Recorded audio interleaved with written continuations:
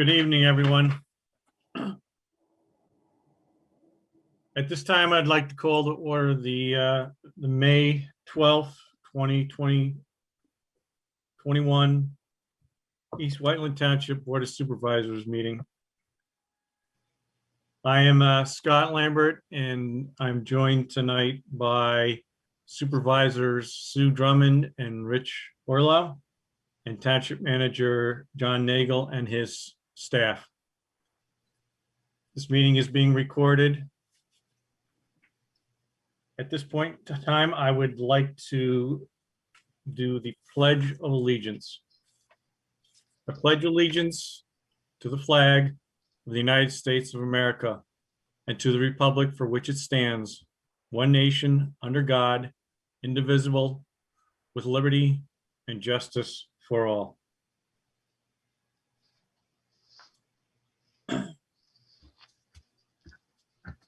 For any residents that'll be coming on here, again, it's being recorded and you'll have an opportunity to comment after each item. And you'll be assisted through that process with Donna Weichert. And we ask that you keep your Zoom meeting muted so that there's no feedback as we go forward. First item underneath board briefings to start off the night is that the board had executive sessions on May 7th at 3 p.m. for personal matter, May 12th at 5 p.m. for legal, personal, and real estate issues. Scott, if I could just editorial comment, we actually started at 4. That is true. I typed this up last week, didn't know we were going to start early, so apologize for that. Okay. I'll throw it back to you then, John, to talk about the action meeting scheduled for June 21st. Yeah, similar to the extra meeting that we held back in April, the board has agreed to schedule another meeting similar to that. We're going to go through some text amendments and map amendments, I believe. And so that meeting is going to be held on Monday, the 21st of June starting at 2 p.m.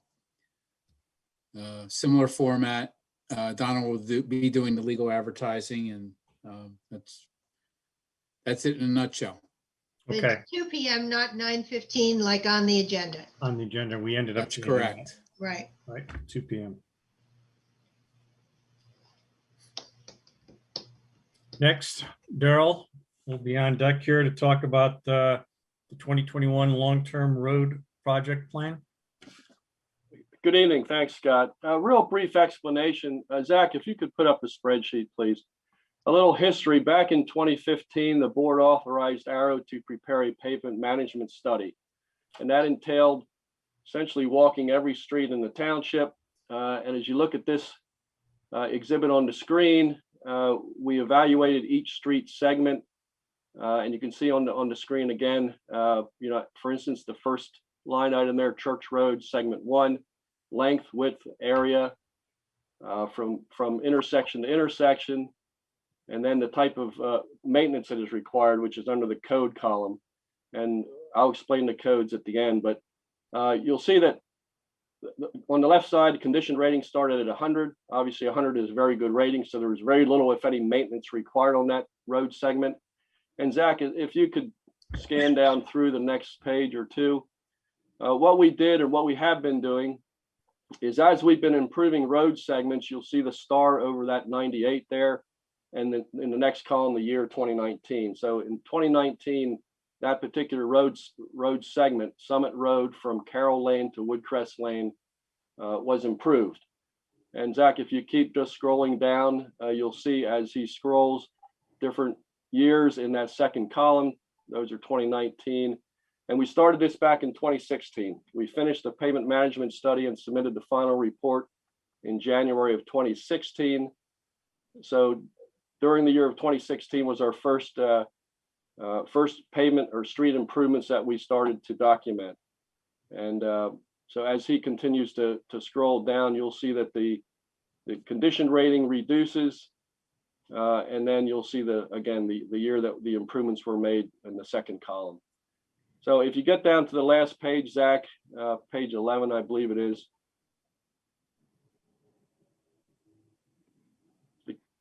There we go. You'll see that the box in the middle is a corrective measure.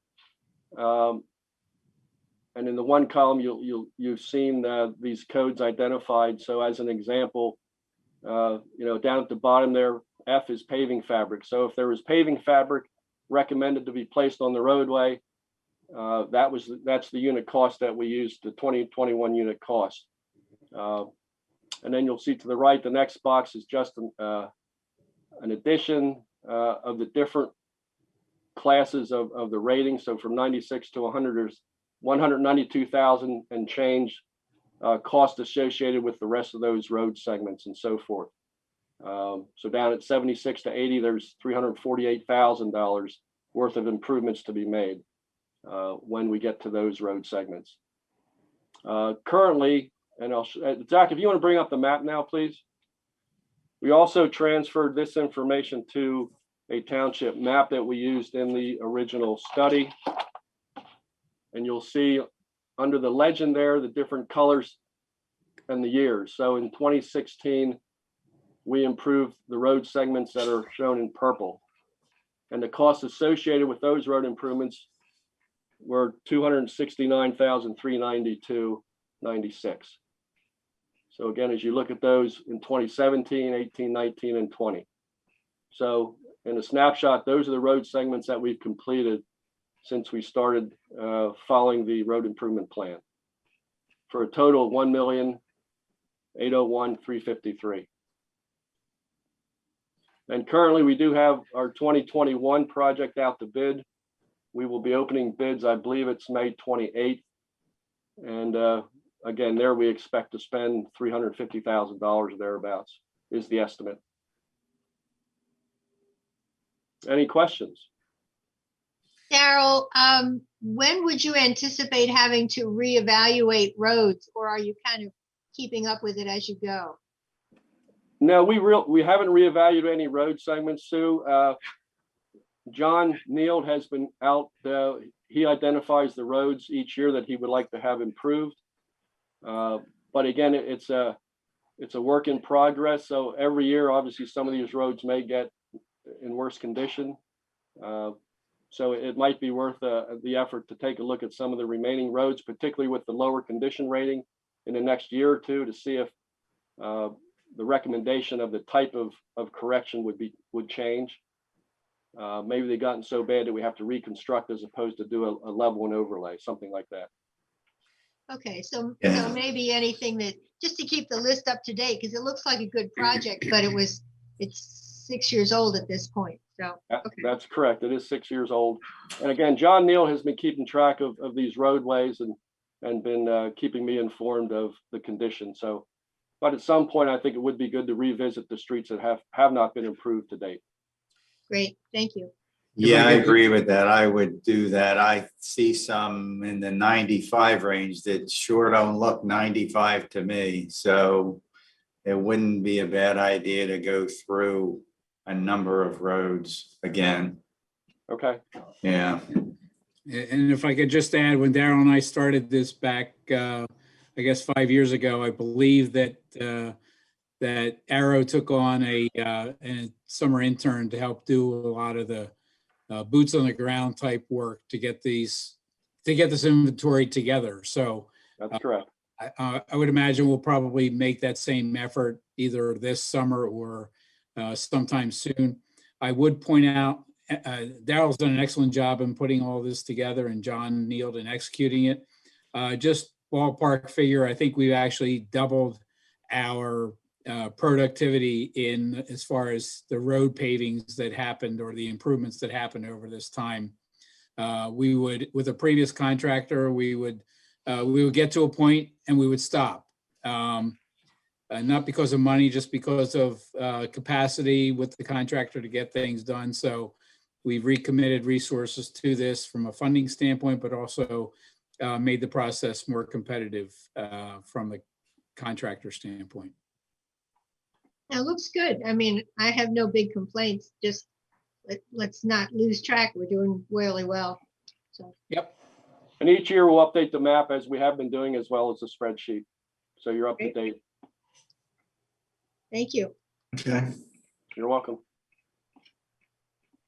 Anything else? No, I'm good. Okay. Thanks, Zach.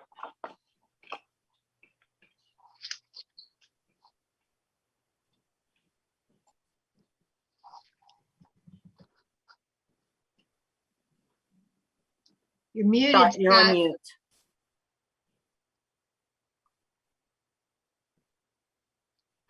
Thank you. And next is item 2D. Will be led by Chris Williams from McMahon and Associates on the transportation project inventory. Very good. Good evening, everybody. I have a PowerPoint presentation I want to share.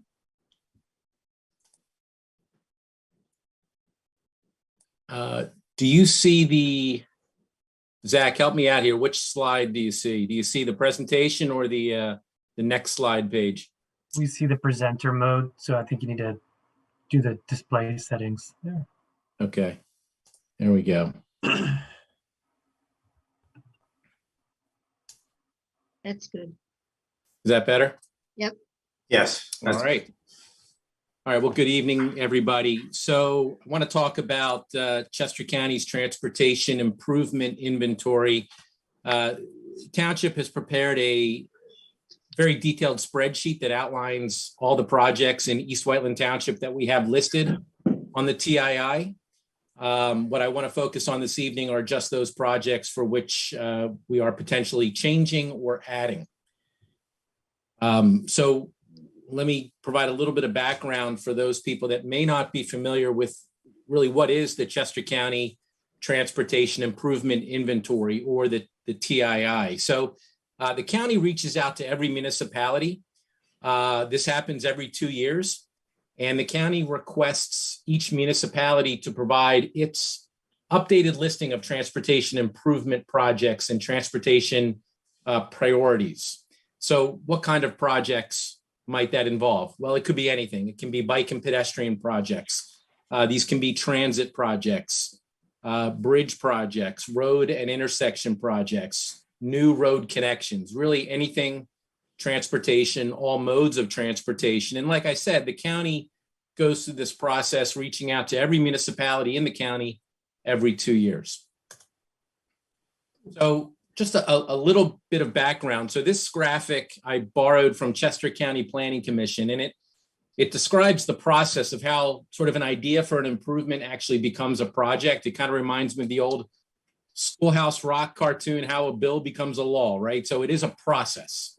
And there are really two processes. There is a project can move through a state and federal funding process, or it can also move through what's called, what the county is terming, alternative implementation methods. So the alternative methods could be private land development projects, could be projects that are sort of locally sponsored through grants. These could be routine maintenance, roadway maintenance projects. But then, you know, the larger projects tend to move through a state and federal funding process, which is a very highly competitive process. So every 2 years, the county updates its transportation improvement inventory based on the information provided by each municipality, which is where we are today. So we're really at the start of this process. We're at that green circled area. We are updating the transportation improvement inventory. So the county takes all of the feedback it receives from every municipality, and it develops this overall inventory. From that inventory, the county will then identify its highest priority projects. That information is then forwarded and fed to the Delaware Valley Regional Planning Commission, or DVRPC. And then ultimately, the DVRPC will identify, in its view, the top projects that make it onto the Transportation Improvement Program, or the TIP. So the TIP is a document that is prepared by DVRPC. That is our our metropolitan planning organization for southeastern Pennsylvania and parts of New Jersey.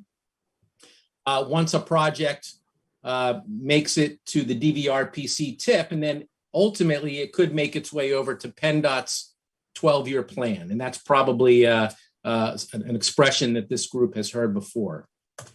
So little bit more background. So it's 2021 now. The last time we did this was in 2019.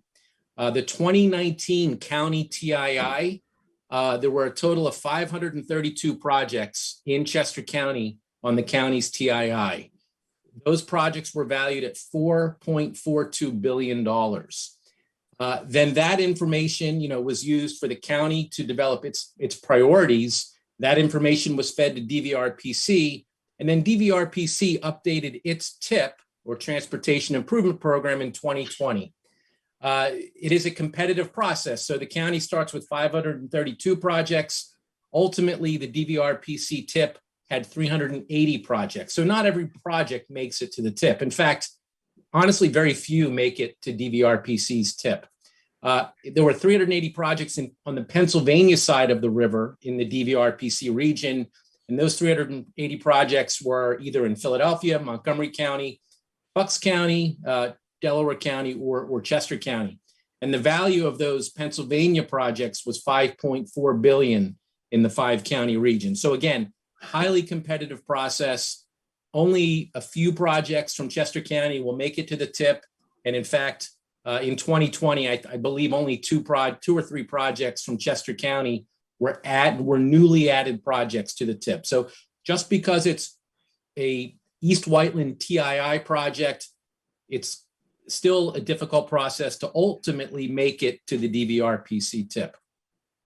So the DVRPC TIP update is then used to inform PennDOT's priorities and projects that ultimately make their way to the PennDOT 12-year plan. So it kind of is like that whole process of how a bill becomes a law. It is complicated. There is a lot of steps in the process. It is difficult to understand, but it is the process that works, and it is a very competitive process.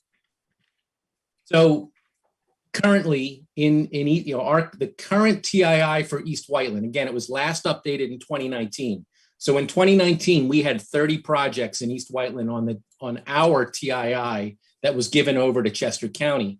In 2019 alone, of the 30 projects, we added 19 new projects in 2019. That was probably more than we ever added before. And the reason we added so many in 2019, you'll remember at that time, we had just completed the Act 209 study. We were completing the Route 30 corridor study, and we had completed the train station feasibility study. So this township had done quite a lot of work around 2019, developing its priorities and identifying its highest priorities for transportation improvement. So we had a lot of good information to add projects to our township TII to then make their way over to the county TII. So where we are today is right now, the county is looking to update the TII now that we're here 2 years later, 2021. And then again, next year, DVRPC every 2 years. So next year in 2022, the Delaware Valley Regional Planning Commission will be updating the TIP. So again, we have 30 projects in the Chester County TII that are in East Whiteland alone. And so this map shows in the pink color all the different 30 projects that we have in East Whiteland. And these were the projects that were added to the TII in 2019, or they previously existed prior to 2019. So I'm not looking to sort of go back in time and reinvent the wheel with those projects that previously existed. What I wanted to focus on this evening are really just the highlights of those projects for which we're recommending changes, or projects or new projects that we're recommending be added to the TII. So what are the changes for 2021? So first of all, the county asks every municipality, hey, what are your new projects, or what are your changes? And they do that every 2 years. And what they're asking for is, any changes in project status, any changes in project schedule, changes in priority, costs, and then if we're adding new projects. So that's the information the county is collecting. So what are our changes for 2021? I'm just going to highlight a few here. First project I want to call out is Phoenixville Pike and Sidley Road. So this project in 2019 had been listed as a status it was inactive. It was listed as inactive as the status. We now know that there is some momentum. We are pursuing grants. We don't have grant funding, but we are pursuing grants. We are talking to developers. So there is momentum to potentially pursue improvements at this intersection. So we're recommending that we change the status from inactive to active because things are happening. Also, if we are successful in either securing grant funds or working with developers, we think this project would happen in a near-term time frame. So we're suggesting identifying the start date. We look at start dates for implementation in 4-year increments. So we're suggesting this project should be moved up to the first 4 years in terms of a start date. The next intersection I wanted to speak about is the intersection of Swedesford Road and Backton Hill Road. This project is listed on the TII for left turn lane and traffic signalization. The project hasn't changed. This project was previously identified as a high priority project. We're recommending changing it to a medium priority project because there really hasn't been much momentum to move the project forward in the last 2 years. We don't have to change the priority. I did see on the agenda, later on the agenda, some discussion on Backton Hill Park. So, if there is interest in keeping this project a high priority project, we don't have to change it to medium priority. We can keep it high priority. So that maybe is something to consider. And then the next project for which we're suggesting changes is the intersection of Swedesford Road and Mill Lane. This is an improvement that was identified for safety improvements and sight distance improvements. It was previously identified as a low priority project. We're recommending moving it to a medium priority, so moving it up in the priority schedule. Reason being is we know Great Valley School District is looking to potentially develop and expand their footprint in this immediate area, which may draw greater attention to the need to improve this intersection. So we're recommending moving it up from low priority to medium priority and recommending an advanced start date in the next 4-year period of time. And then just one more, the intersection of Route 352 and King Road. This intersection was previously identified on the TII for capacity improvements and expansion of the intersection for left turn lanes. As we all know, the township did undertake a project to improve that intersection. It did not go forward. So what we're suggesting is we're suggesting that we change the description because there is no defined project at this time. So we're recommending changing the description to a more generalized description, just calling it safety and capacity improvements, not identifying what those improvements might be because we don't know right now. Because the project has been sort of pulled back at the municipal level, we're recommending changing the status from active to inactive. We are not currently looking at anything at that location. And then in terms of the start schedule, it had been listed as it occurring in the first 4 years. We're suggesting changing the start schedule to unknown because we really don't know what the schedule would be for that intersection. So this is the extent of changes to projects that previously existed on the 2019 TII. So we do have 3 projects that we want to add as new projects, but I can pause here and see if there are any questions about these recommended changes to the current 2019 TII. I think what you said makes sense. Okay. Yeah, most of what's on the TII is not changing. Most of it we believe still makes sense. We have a good comprehensive list of improvements on the TII. It includes a wide variety of roadway, multimodal bike and ped improvements. It includes the train station project, Sue, you'll be interested to know. So we have a very robust capital improvement plan, if you will, included on the TII. So we're just recommending these few changes. To continue, so let's talk about new projects, because now is our time to add new projects to the TII. So we're recommending 3 projects to be added to the TII here in 2021. The first is the Moores Road sidewalk connection between Church Road and Route 401. The township just completed a feasibility evaluation to complete that sidewalk. What it would do is it would connect the, is it the Bryn Aaron residential community along Moores Road. It would provide a connection to the traffic signal at Moores Road and Route 401. And the thought being is it would provide a pedestrian linkage for students that are walking to the middle school or to the high school. So this project has gained traction.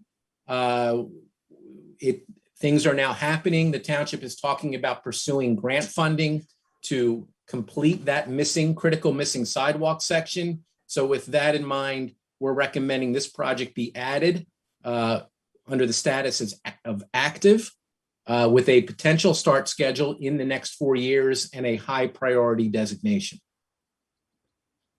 And maybe I'll just go through the other 2 and then I'll take questions. So the next project that we're recommending be added is the Sidley Road to Chester Valley Trail connector. Again, the township previously completed a feasibility study, probably close to 2 years now, to look at a bike and pedestrian connection for the homes and the neighborhood along Sidley Road, down Sidley Road and down Mill Lane, ultimately providing a connection for those communities and those neighborhoods to get access to the Chester Valley Trail. So the township has already agreed upon what that improvement should look like. The township is actively pursuing grant funds to design and then ultimately construct this improvement. So things are happening. So it is active.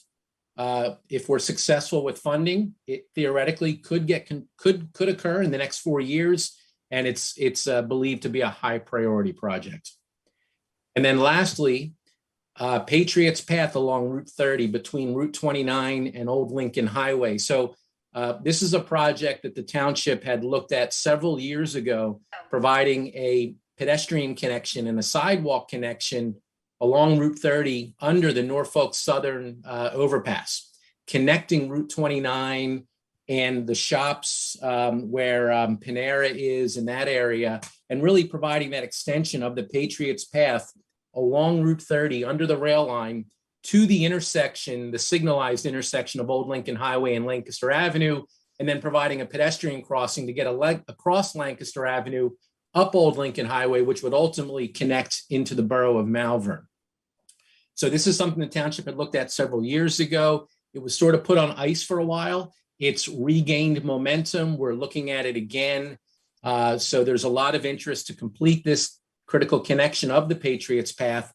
So we're suggesting that it, because there is work happening, that it should be listed as an active project, potentially, to occur in the next 1 to 4 years. That may be optimistic, and with a high priority designation. So this year we're only recommending 3 projects be added, not the 19 projects that we had 2 years ago. So any questions on newly added projects to be added to the TII? Isn't the Patriots Path designation also the same name for the trail that would go from up in Atwater all the way down to connecting to the Chester Valley Trail at gate 749? On the Chester Valley Trail, that gate near the sea. Yeah, I know the gate well. Yes. Yeah, I don't know the gate, but yes, that is the same. That is the same path. Okay, that's what I thought. Okay. I think these are good. I'm glad you put the Moores Road one in. There's a lot of kids that walk there, and I really want to give them a safer way to walk. These are difficult projects, but I'm glad you added them to the list. I wondered if there's any thought, since this school is going to build, do we have the intersection of Church and Swedesford anywhere on the list? Church and Swedesford is not presently on the TII. That intersection is included in the township's Act 209 capital improvement plan. The improvement identified for that intersection, I believe, is signalization. So that is something, realizing the school is looking to do something there, that will probably certainly increase or kind of accelerate the need for improvements at that intersection. So we could add that location as well. So I think that, their plans are pretty far along. That's something, if we're looking at a 1 to 4 year range, we probably should put that in there.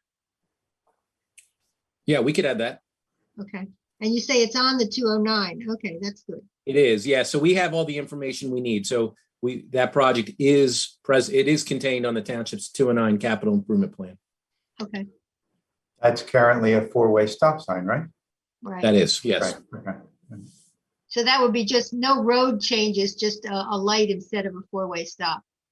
Yes. Okay, I don't believe there were road changes there. The road changes there are probably difficult with the way that house sits so close to the Very corner. okay, right. Chris, Okay, so we comment, can add that. Any other? yeah, I'm sorry. I'm sorry. No, go ahead, Scott. I'm sorry.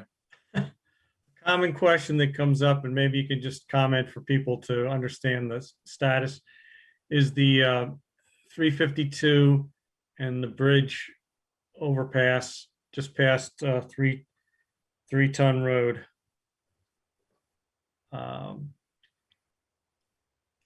What would be a status of something like that ever changing or being looked at?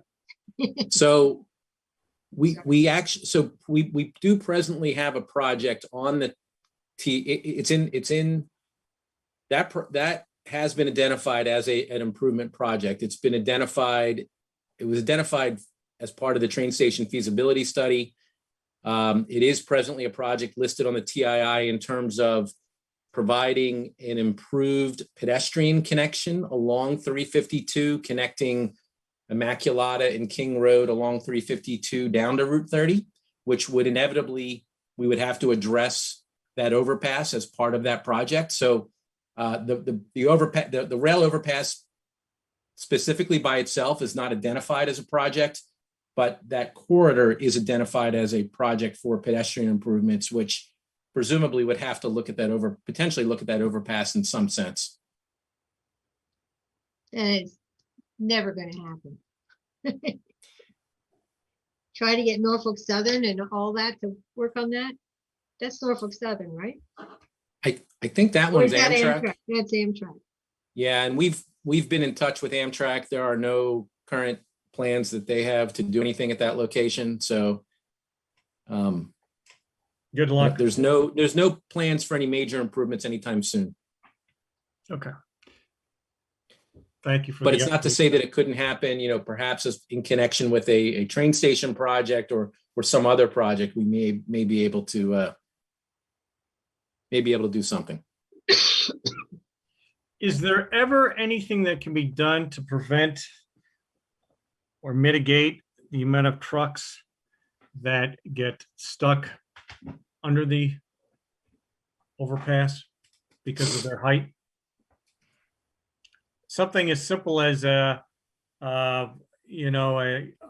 overhang 20 yards before the overpass to identify that your truck is too large and you're going to get stuck in the overpass. Yeah, that's a great question. So I was involved in a project in another municipality in Chester County where we were pursuing PennDOT support for a project that would have basically a height detection system in advance of the bridge obstruction and, well in advance. And if a vehicle were to pass through that detection zone, and if it exceeded the height restriction, lights would flash and it would draw attention and it would signal to the driver that, hey, you got to stop. You can't continue down this path. You're gonna have a problem. So the project didn't go forward, but there are new technology type solutions like that we could pursue. There may even be grant money for something like that. So yeah, there may be some ideas. Aside from that, generally you're just looking at perhaps more robust static signing. There's not much more that can be done that I'm aware of. But there might be a technology solution that we could explore. No guarantees, but there may be something we could do there. I think that'd be worth pursuing, because obviously it's usually somebody who generally is not familiar with the area that gets stuck there. Okay. Traffic for quite some time. We can bring that recommendation back to the township's traffic committee and discuss that and decide maybe how we want to pursue it.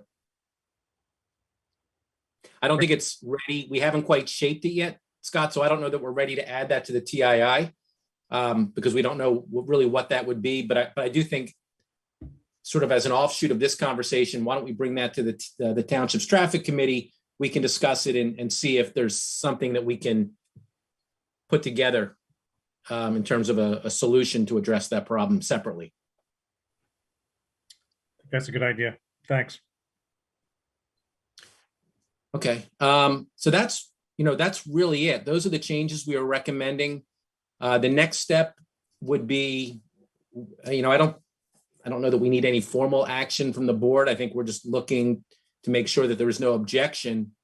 But the next step would be to submit these changes to the Chester County Planning Commission, and then the county will do its thing as part of updating its overall county transportation improvement inventory. So that's as much as I wanted to share with everybody this evening. And I think we've already taken questions, but I'd be happy to take any others. Excuse me, there is a question actually from a resident, Martin Lutz. Go ahead and unmute yourself. Hi, Chris. How are you?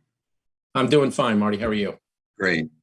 Chris, two quick questions. One is, did I understand you correctly when you mentioned that for the Sidley Road, Chester Valley Trail connector, that it's been planned out? Does that mean it's been engineered already? No, it hasn't. So it only exists, and you may have followed the process probably a couple of years ago. We did a planning level evaluation. So it only exists really as an idea and sort of more graphical, illustrative concepts showing what that might look like and what the alignment of that would be. So the next step would be to pursue engineering, and that has not yet started. So it's at the conceptual level right now. Correct. Yes, it is. Yeah. The second question is again, in regard to the Sidley Road Chester Valley Trail connector, there's a land development application before the township, which I believe you're involved in.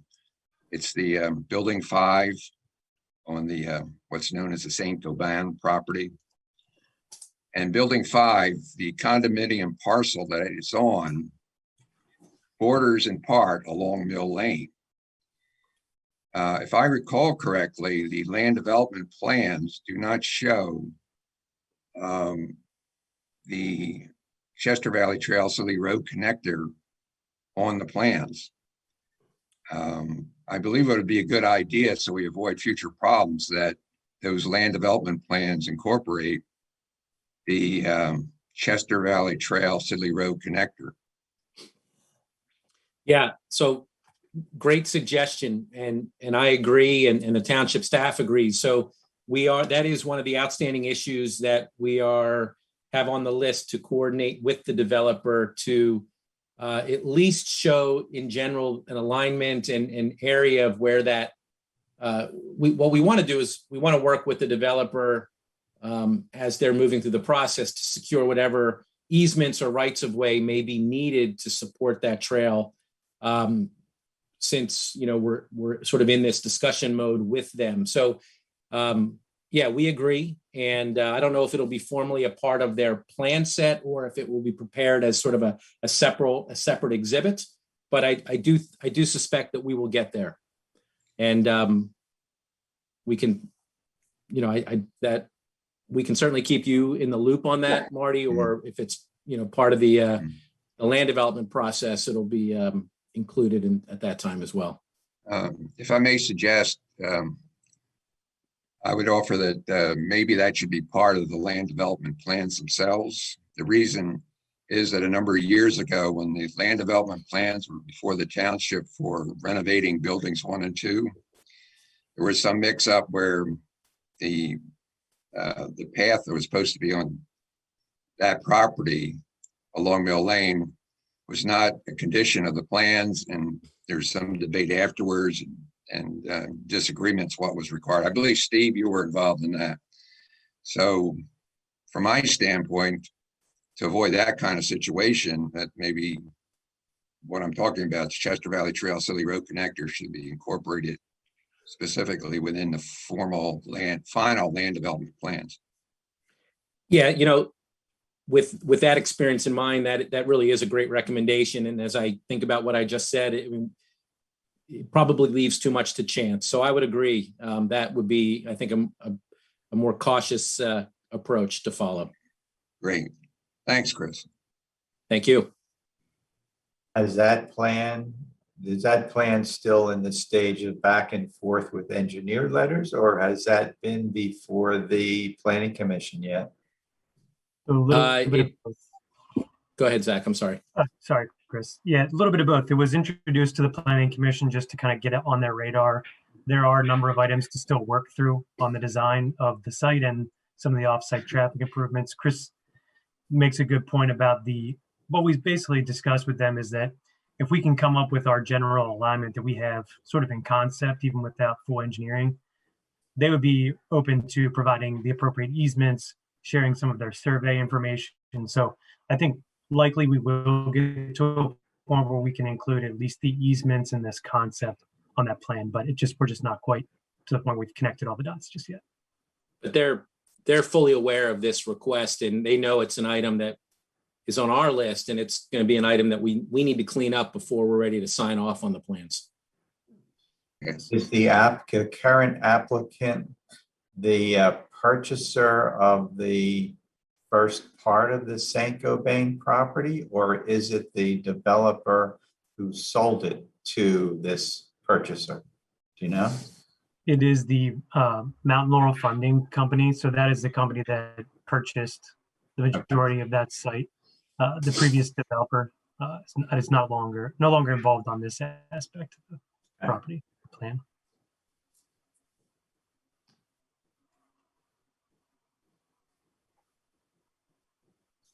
Any other further questions for Chris? No. Okay, thank you. Oh, there's a question. Oh, I'm sorry. There is a question, actually. It just popped up. It's Barbara Anthav. Go ahead, Barb. Hi, good evening. Barbara Anthav, Broadleaf Trail. Chris, thank you for your presentation. I just have a couple of comments and then just also a question. Just happy to see that the Sidley Road Chester Valley Trail connector is showing up here, as that was, been a project for a while. It would be interesting to see if something to improve pedestrian and bike safety along King Road between somewhat like the Immaculata to Malvern Borough area. I would love to see something like that, especially living over on this side of the community and seeing during the dark winter months and late night train walkers and things. Also, I think there was a death on that road about 1.5 years ago. Would like to see something like that. And I just wonder, you talked about start 1 to 4 years for all of these. Is that the general timeframe for what is considered high priority? Because it seems like a lot of big projects like that could potentially happen at the same time. And I just wonder, how does that 1 to 4 years plan out? Is it different for medium projects or lower projects, the timeframe? And how do we budget for stuff like that as a township? So some of what shows up on this TII admittedly is optimistic, right? So just because today, May 12th, we're identifying these 3 new projects that we're adding as high priority to occur within the next 4 years, we can say with good faith that that is our preference, and we would love to see these projects move forward in the next 4 years, but there is no obligation to do so. And if the funding doesn't materialize, or there's some other obstacle along the way in the process, there's nothing preventing us, 2 years from now, changing the status or keeping it under the 1 to 4 year timeframe. In fact, it could stay in the 1 to 4 year timeframe for the next 4 years. Like, we could just keep moving it. So there is no obligation. We have to look at a variety of factors that come into play when determining how to implement a project, and funding probably being the biggest factor to address. Generally, a project that would be termed high priority, could very well be in the first 1 to 4 years. But if it could be a high priority project and be a very, very complex project, and realizing it's so complex, we know that it's just not going to get built in the next 4 years. So it could be high priority, but it could be in the 5 to 8 year time frame, because we know there's just a lot to do before we're ready to be able to go to construction. So just because it's high priority, it could mean that it stays in the 1 to 4 year category, but it doesn't mean it has to be. It could go into the 5 to 8 year category, or the 9 to 12. And that's how this list is divided up. It's divided up into 3 increments of 4 years. So 1 to 4, 5 to 8, 9 to 12. And again, there is no obligation. There is no penalty if you're wrong. If you're guessing incorrectly and it turns out that it takes longer, that's okay. We update the list every 2 years, and we can change the status of any of these projects every 2 years. But right now, I think calling it high priority, and our best of intentions are that it would get constructed, let's say in the next 1 to 4 years, assuming we can secure funding, which realistically for some of these projects, we know the township is going to pursue grant funding. It's not necessarily going to be township funds. We want to pursue other funds. It is our best estimate as of today, but we'll see what the future holds. And if the schedule holds, great. If not, we'll slide it if we have to. Thank you. Okay, again, Chris, thank you. Donna, no one else with questions from the public? Oh, nobody else. Okay. Okay, thank you. Moving on, Ted Locker, under item 2E. Each month, he will update us on recent activity with code violations. Thank you, Mr. Chairman. So as usual, there's several properties that we keep track of that have been, I guess, long-term issues. 34 Birch, like I said, maybe the past month, that working with the executor, that house, from what I'm told by him, will be sold. They're going to do some improvements there and put it on the market. The other is 53 Village. We continue to work on that one. We did make a major step today on that property, which we'll be seeing the results of shortly. 25 Beechwood has another one that's been out there for a while. I just received word this week that the owner, John Byrne, has passed away in the last few weeks. His wife is also on hospice and not doing well. I talked to her sister, who I guess has the 18-year-old son living with them, to try and keep after the grass and just keep the property going. So they're actually bagging up trash and having a dumpster come in and going to get the property cleaned up, and continue to push towards getting that on the market as well. Of course, Home Depot is another that is a regular issue with people just driving in and dumping in the upper parking lot. It has been better as of late, so that's a good thing. I've been trying to stay on top of that and talk to the staff there as needed. 577 Lancaster recently received a report of children in and around that building. That was the burned out building next to the Wawa. We've been waiting for the district justice, who has granted a couple extensions on that property. With the children being there, we sent a letter from our solicitor's office advising the owner that they have to board that up and make it secure. And I guess we're going to be moving forward with another avenue on that one as well. I did send out a notice of violation on Winding Way for brush. I sent a notice of violation to ESSA Bank, who has had a construction financing sign in front of the Starbucks on Moore Hall and Liberty, to remove that sign. 14 Prospect, there are 6 citations out. I actually talked to the owner today. She's expecting her contractor to get in there and start next week. They have cut a little bit of weeds in the front yard. So hopefully we'll let those citations ride until I see more improvement there. 18 Prospect was before the district justice, and they did finally remove the camper that was on that property. So they are now in compliance that way.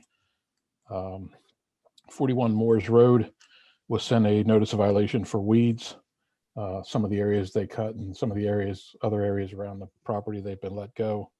So they've been advised to cut the whole site. You know, it doesn't have to be manicured every week, but it has to be less than 8 inches.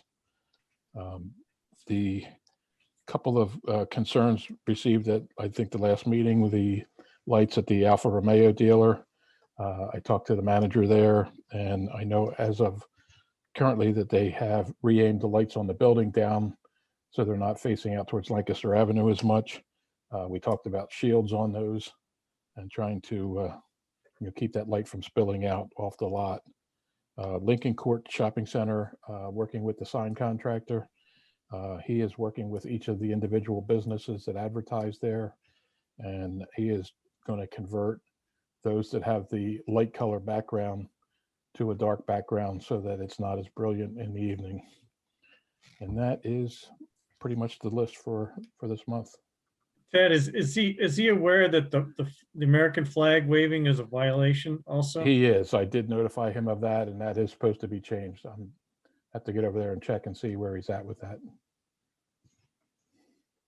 Okay. Ed, I just don't know what you do with your time. Obviously, you've got nothing to do. Exactly. Right. Totally bored. Mm. Exactly. Yeah, Ted, I mean, I don't know what you've been doing, but well, you're stirring the pot out there. That's for it, sure. for sure.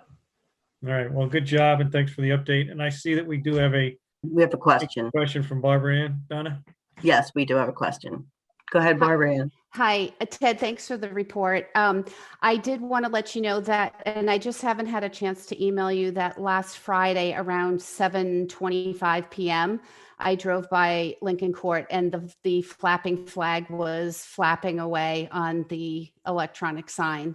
I have not had a chance to go by the car dealership, but now that you said that some of the shields are up, I will try to do that at night to take a look and get back Okay, to you. great. But that was last Friday Okay. around 7:30. Just I so you will know. reach out to the sign contractor again tomorrow then and check with him where he's at. Yeah. And thank you very much for that and for getting back to me. I appreciate it. Not a problem. Very good. Any Okay. other questions from anyone? No. Great. Okay, thank you. Thanks, Ted. Next, not to skip a beat, we'll move on to 2F with the update on the 2021 Summer Concert Series. Tim Phelps from the Park and Rec Board and Steve Brown will discuss that update.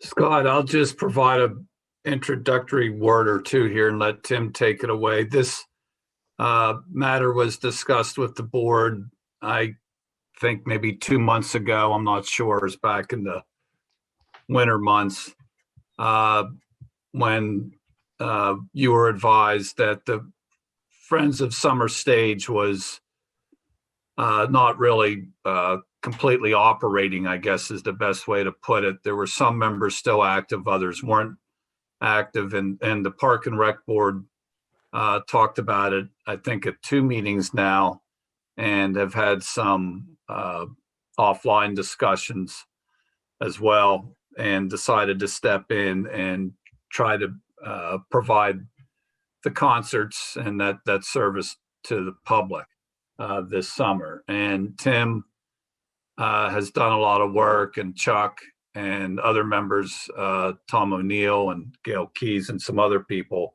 have been working on it. And I'll stop there and I'll let Tim pick it up and tell you where things stand. Good evening, everyone. Yes, there's been a lot of changes that has happened to the Friends of the Summer Stage over the last 3 years. We've lost some key leadership that's happened in the Friends of the Summer Stage itself. And folks that have been there from the founding side, and their energy has waned a little bit. So it's now a time for a transition for that. We are looking to actually sunset the Friends of the Summer Stage. And we've had some conversation with the Parks and Rec to see what does the future of either the Friends of the Summer Stage looks like, or a new nonprofit organization that can support all the Parks and Rec efforts within the township. So not only just the Friends of the Summer Stage, but how can we provide support for special events that relate back to the parks, and then also to the summer camp. So those are some of the areas that we're exploring. As it relates to the concert series for the summer, we continue to work forward through that. And thank you so much to the supervisors for your contributions so far this year. Well, knowing that we do have some money set aside that we can build that. I have been in conversations with the Point Entertainment, which has been the traditional promoter that we've used in the past for finding the talent. We are looking to put on 3 shows with the money that was allocated in the budget this past year. We are looking to have a show in June, July, and then August. And then those dates are June 16th, July 21st, and then August 18th. So I believe as that falls, that's the 3rd Wednesday of the month.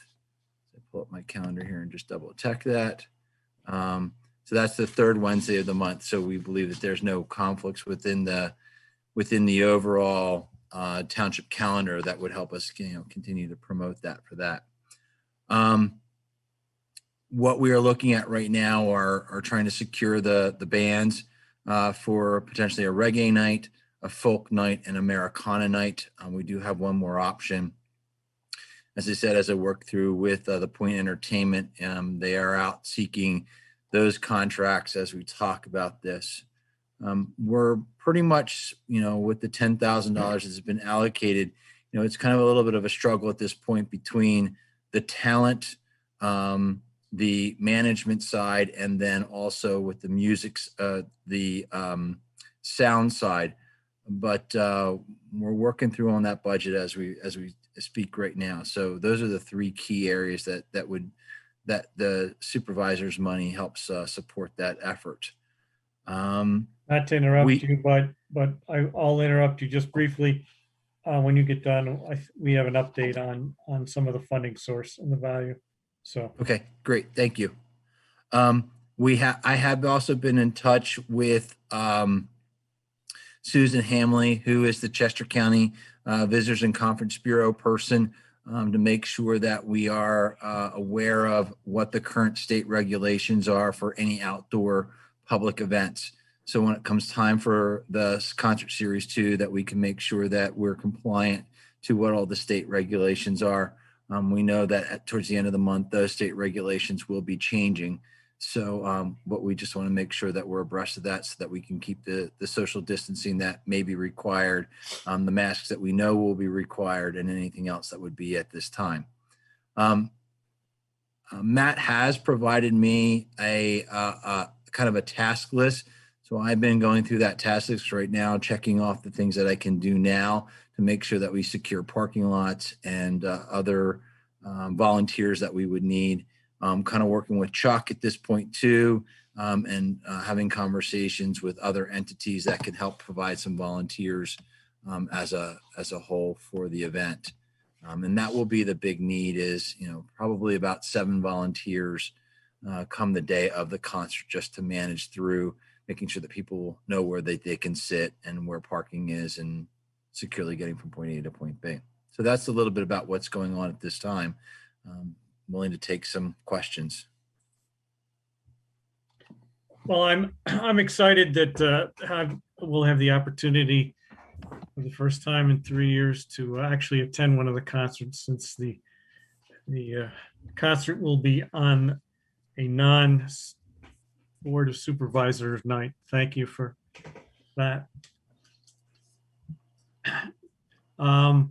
I have a board consensus to increase funding because of the COVID situation and the issues that you're having with fundraising and some other issues that fell through by 50%, so that we will increase by $5,000 your budget for this year.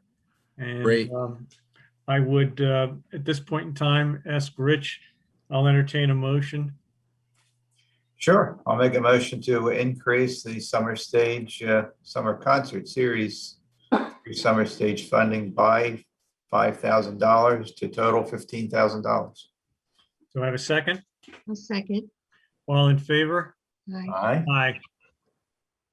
Aye. Thank you so much. I mean, that's tremendous, because that really helps kind of secure things for getting the quality sound, and then also having some opening acts for the event. So that really helps boost what we can do. So thank you so much. Right. So does that mean we have a chance to bring Genesis in here now? Maybe Oh. a recording. Recording. Okay. Does anyone have any questions? This is Chuck. I'll just add that we have been in touch with Locust Lane too. So if approved, they are willing to come back out and provide an adult beverage for the concerts. And we're also working with the Moms Club to see what kind of other refreshments we can provide at the concerts also. Chuck, will you try to bring in a food truck? We're talking about that now. The Moms Club would rather that and then just get a percentage of the sales for a fundraiser type situation. So that's kind of what we're leaning towards right now. Okay. And Tim, when the kickoff time begins at 7? I believe that's the concert time that we've had selected, kind of open the gates up at around 6. So people are able to get there, get set up, be there, and then have the concert from 7 till about 9, I think it usually is. Okay. Well, thanks for the update. I know, sitting on the Park and Rec Board, I know the amount of effort everyone has done to try to make this happen this year with funding issues and with COVID and uncertainty out there. Good job, guys, for pulling this together at this point. Thank you. Thank you. Thank you for the extra funding. That's great. Thank you. Sure. Okay. Moving on, we will have Lauren Massiger give us a fire and EMS update. Good evening, everyone, and thank you for the opportunity. Our career staff and volunteers responded to a total of 131 fire or EMS incidents this month, and we were in service for just under 216 hours. 42 of those incidents were overlapping calls, meaning there were multiple incidents occurring at the same time. And of those 131 incidents, 98 were in East Whiteland, 20 were in Charlestown, and the remaining were in various municipalities assisting our neighboring mutual aid departments. Our year-to-date total is 524 responses, which is slightly higher than last year at this time. We've returned to in-person training while still utilizing COVID precautions, and 37 personnel completed 182 hours of training in various topics this month. Our free smoke detector program remains available for those in need, and our fire extinguisher training prop is available for organizations to request training. Requests for those services can be submitted through the Township Fire Marshal's office or the fire company website. I'd also like to mention that Kitty Fire Equipment has made a substantial recall of one of their combination smoke and CO detector units due to activation failures. So there's a link for that recall available on the fire company website. And I would just recommend that everybody confirm that your CO and smoke detectors are in good working order. That's all I have, and thank you for your time. Okay, thank you, Lauren. John Nagel, any other further updates there? Yeah, I just want to mention that I know the board has placed limitations on some of these monthly reports, and because this is, I think, one of the first full months that Lauren has been the interim chief fire official, I wanted to have him give a brief summary. There's a similar summary that's presented at the fire board meeting that meets concurrently with our meeting. It's 2 days before. So this is the report from the career staff, and then there's another report from the volunteer staff. So as Lauren mentioned, they both work very closely and well together. So I just want to acknowledge that, and also just the reason for this special treatment this evening. Great. Thanks, Lauren. Guys are doing a good job out there. Final item underneath the board briefings, Zach Barner will give us an update on our Gunkel Mill water wheel project. Sure, thanks, Scott. Yeah, I just wanted to provide a brief update on the water wheel project on behalf of Jeff Dorr and the Historical Commission. As the project comes together, I'm sure Jeff would like to come in and give a little more detailed overview, maybe talk about some of the ideas they have long-term for the site. So just a little bit of an update. At the meeting in February, the board authorized award of a bid for what we're referring to as the civil or site work phase of the project. Basically, this involved excavation and earthwork around the wheel pit, construction of a new concrete pier to house the physical wheel once it's assembled, and installation of a pump pit to help maintain a consistent water level in the pit, essentially keep the wheel out of the water. So this work was completed in beginning to middle of April. The work's been inspected by Jeff and Daryl, and we intend to initiate payment to construction masters following this meeting. I should note that the final cost came in under the not to exceed price of $53,000, so that's always good. I do have some photos of the work that was completed this past month. I can run through them really quickly if you'd like. I'll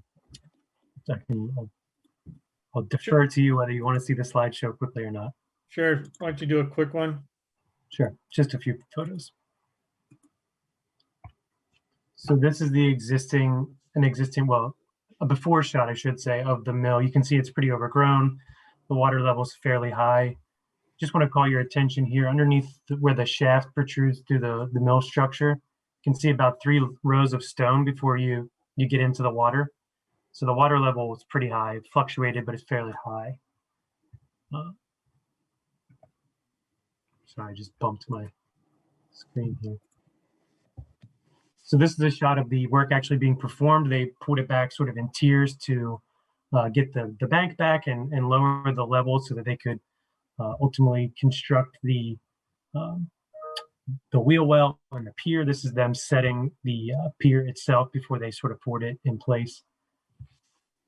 So this is just 2 shots of the finished product. On the left is the actual pier that will hold the wheel itself. And the sort of the square in the middle there is the pump housing that will help us maintain the water level. You can see on this picture, the water level was about here, 3 rows down. So we were able to get it, well, I shouldn't say we, I wasn't really involved in the work, be able to maintain a much healthier level and keep the wheel primarily out of the water to preserve it long term.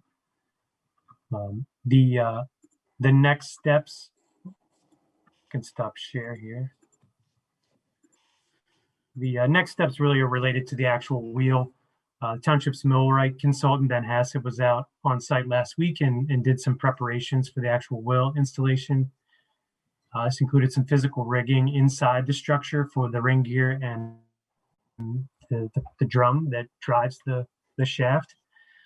Preparation of some bearing mounts and additional measurements for the wheel when he actually comes out to do the installation later this summer. So at this point, the drum and the shaft are actually functional. So once everything's installed, including the wheel itself will actually turn, aside from not really having a water source driving it. All of the rigging and mechanisms, internal and external, will be functioning. So the next step really is just to do some additional machine shop work back at his shop in Kentucky, excuse me.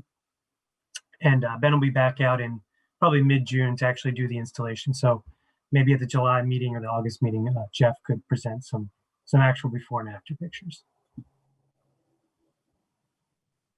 Okay, thanks for the update. Okay. Donna, anyone asking any questions? No. Nope. Okay.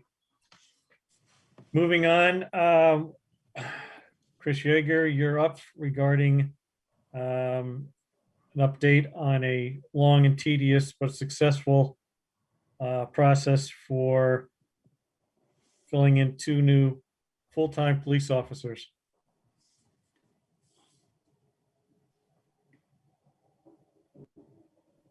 Chris, you're on. You're You're on muted. mute. You're on mute. You're on mute. Yeah, there you go. Yeah. Your gun wasn't loaded. God.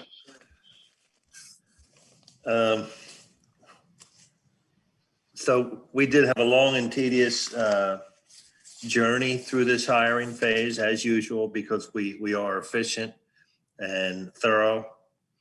And ultimately, throughout the process, we had an advertisement, and we did received a good number of applications. We went through the applications, and we had a written test, and then oral interviews, and then we reduced it from there. And we've come down so far, of the 3 positions, we've filled 2. And so they were before us in executive session today to provide conditional offers for them. Do we want to talk about the candidates or no?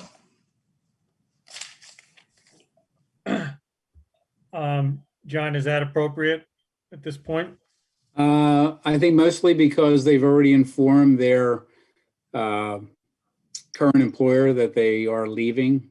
If that's the case, Chief, I think we're fine with mentioning names, but these are conditional job offers, as you stated. Yeah, so there are 2 females. One is Kemba Daniels, I'm sorry, and the other one is Paige Warfell. So at this point, they came out number 1 and 2 in the testing process, and like John said, we're doing conditional offers, and we expect to have them on board within a week and a half to 2 weeks if everything goes well, and that's good news for us because we could use the help right now. So. It's a long process, but it paid off in the end, and we have 2 very good candidates. And they are currently police officers elsewhere, so these are not brand new rookies, right? Yeah. They're pretty young, but they are officers. Yeah, one is pretty new, but they're both, like I said, they were vetted through an intense process, along with 40 some other officers and candidates. So they made it through that process. So they've already proved that they're capable of becoming full-fledged police officers here. That's great. Both very eager to start, and they both like the East Whiteland Township area, and we look forward to good things to come in that regard. Yeah, I think it's great. Very good. Yep. Chris, thanks for your due diligence and your staff. It's pretty intense. Scott, if I could just add one final point that I believe in both cases, they will be supervised directly by a field training officer. So they're not once they come on board, they still have a proving ground, so to speak, to get familiar with East Whiteland Township. Okay, great.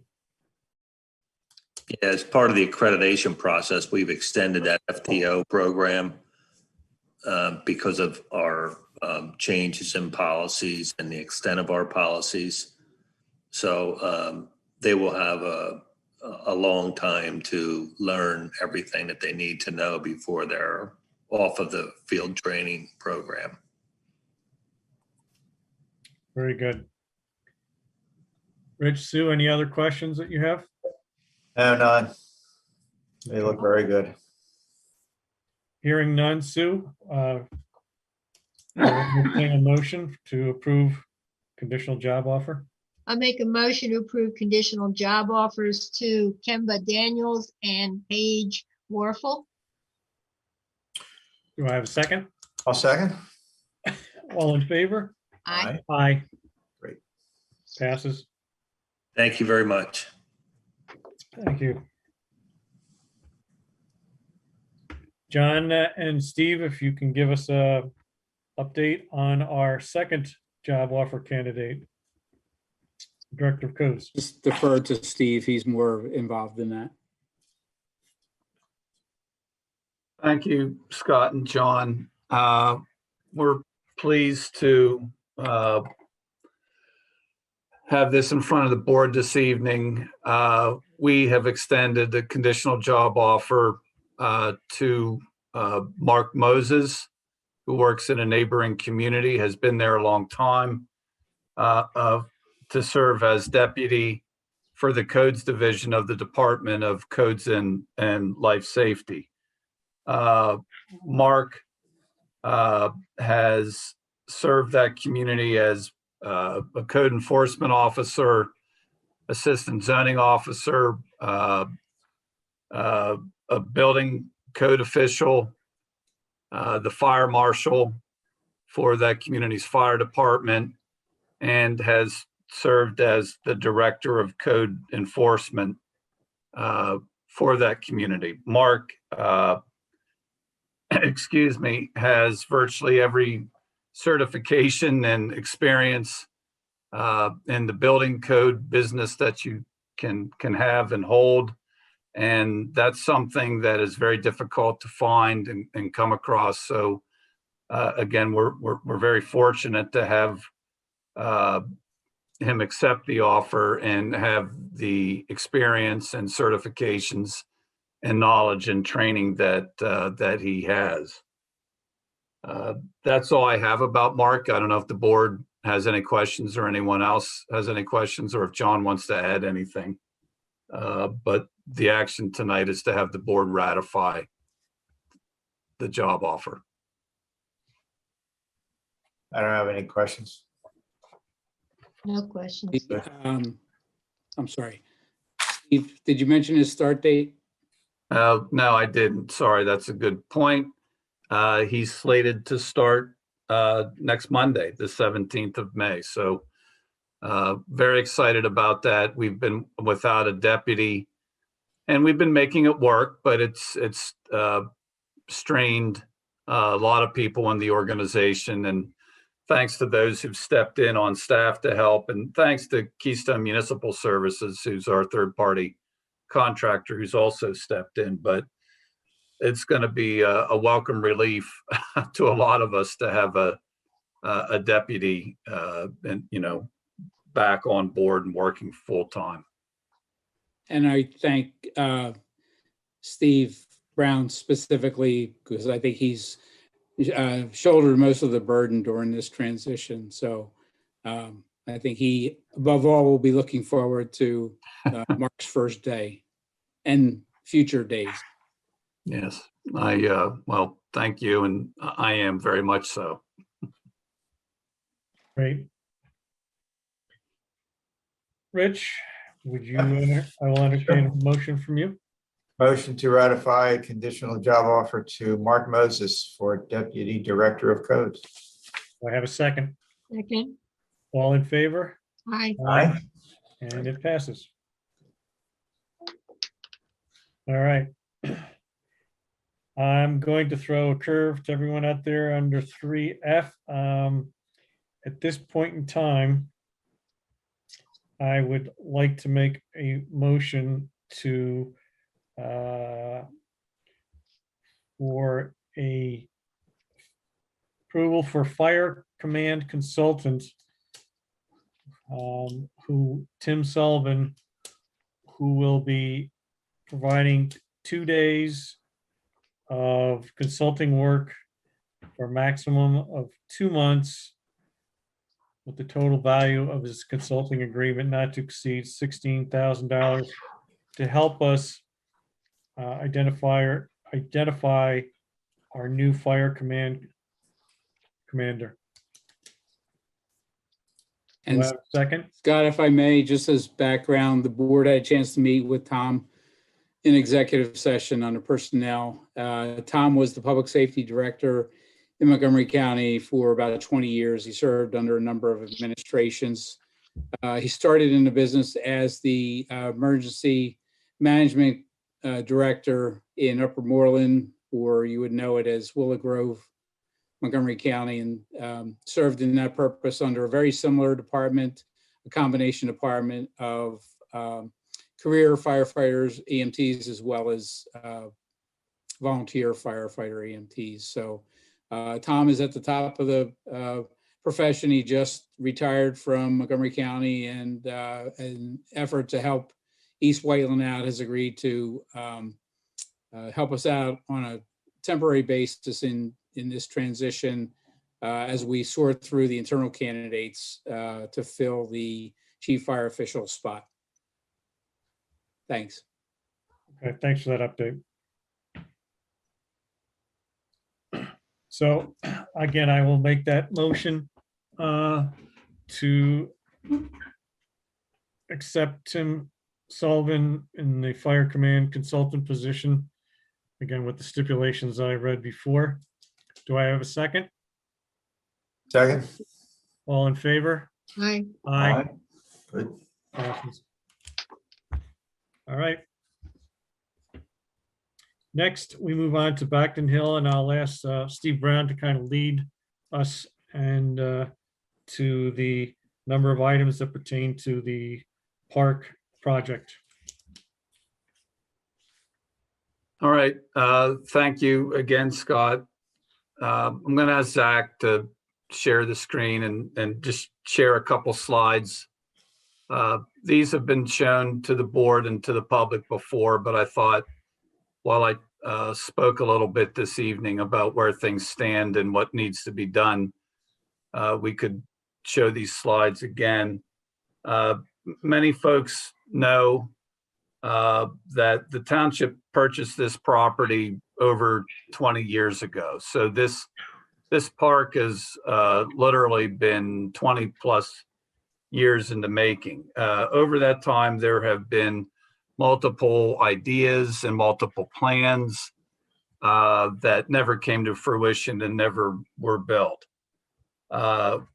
In recent times, really in the last 2 or 3 years, the vision for this park changed. And instead of ball fields and multi-purpose fields and lots of grading and alterations to the site, the vision was that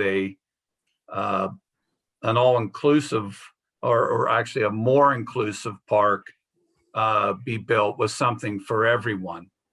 And that something for everyone includes an all abilities playground, a trail system with a connection to the Chester Valley Trail, and then future improvements as well. Zach, why don't you go to the next slide, please? This slide shows what I'll talk about in a minute, which is the playground, but I'm going to just briefly provide a little bit more history. To make that vision a reality, the township applied for 2 grants and received both. One is a $200,000 grant from the DCNR, and the second grant was applied for just last year and received from the county and that is a grant in the amount of $100,000. Both those grants run out in different months of 2023. So while we're not up against the deadline yet, we are starting to move into the time allotted to get this project off the ground. The board authorized Aero and the consultant team to proceed with the preparation of construction drawings in early 2020. Throughout 2020, primarily Aero, as assisted by the consultant team, being Natural Lands and Compan, the playground equipment manufacturer, prepared the plans. And at the tail end of 2020 in December, the board authorized the site work only, not the playground yet, to go out for bid. Daryl Becker's on the call. He can answer questions you have about where it stands. We're getting very close to be able to release the bid. And again, I'll let him answer questions if you want to hear more details about that. Shifting to the playground, this was the subject of a lot of work and a lot of discussion last year. In the spring and summer, the Park and Rec Board spent a lot of time with the consultant design team and staff and developed a design that's very similar to what you see here. What you see here, it's kind of a circular design where you see in the orange and the green and the blue areas. Those areas have different pieces of equipment and service different age groups. Kind of the speckled white area with black specks on it, those are the pathways that tie the park together. The green is what you might imagine it. That's vegetation. It kind of creates a room effect. And then in the center, you'll see a gathering area with, again, some trees and for shade and some landscaping. And there you'll have picnic tables and benches for families to gather and to take a break and maybe, have a bite to eat. So what you're looking at is actually a scaled down version of what was originally proposed. It was reviewed by the supervisors late last year, and the board asked that the project be scaled back. Not that the board isn't interested in the larger playground that might come in a future phase, but it was thought that it'd be more prudent to scale the playground back. This design, Zach, why don't you change slides again, please? Here's a rendering of the design as prepared by Compan. Again, the tan areas represent the different play equipment areas for different age groups, and what's shown in green here will be the pathways. And you can see stylized landscaping. That's not necessarily exactly what's going to be there, but you can see what it will look like when it's built. The play areas will have a rubberized surface, and the walkways will be concrete. Anyway, this revised design was approved by the board at your February meeting, and it was reviewed by the Park and Rec Board later that month, and then they made a recommendation at their April meeting to move ahead with the playground as designed and have the board authorize that for bid. And that's where it stands. I'll stop there and see if people have questions. The next step is for the board to authorize the bid of this playground. It'll actually be through a cooperative purchasing program, which was different than it's a different type of process than what the site work will go under. But again, I'll stop there.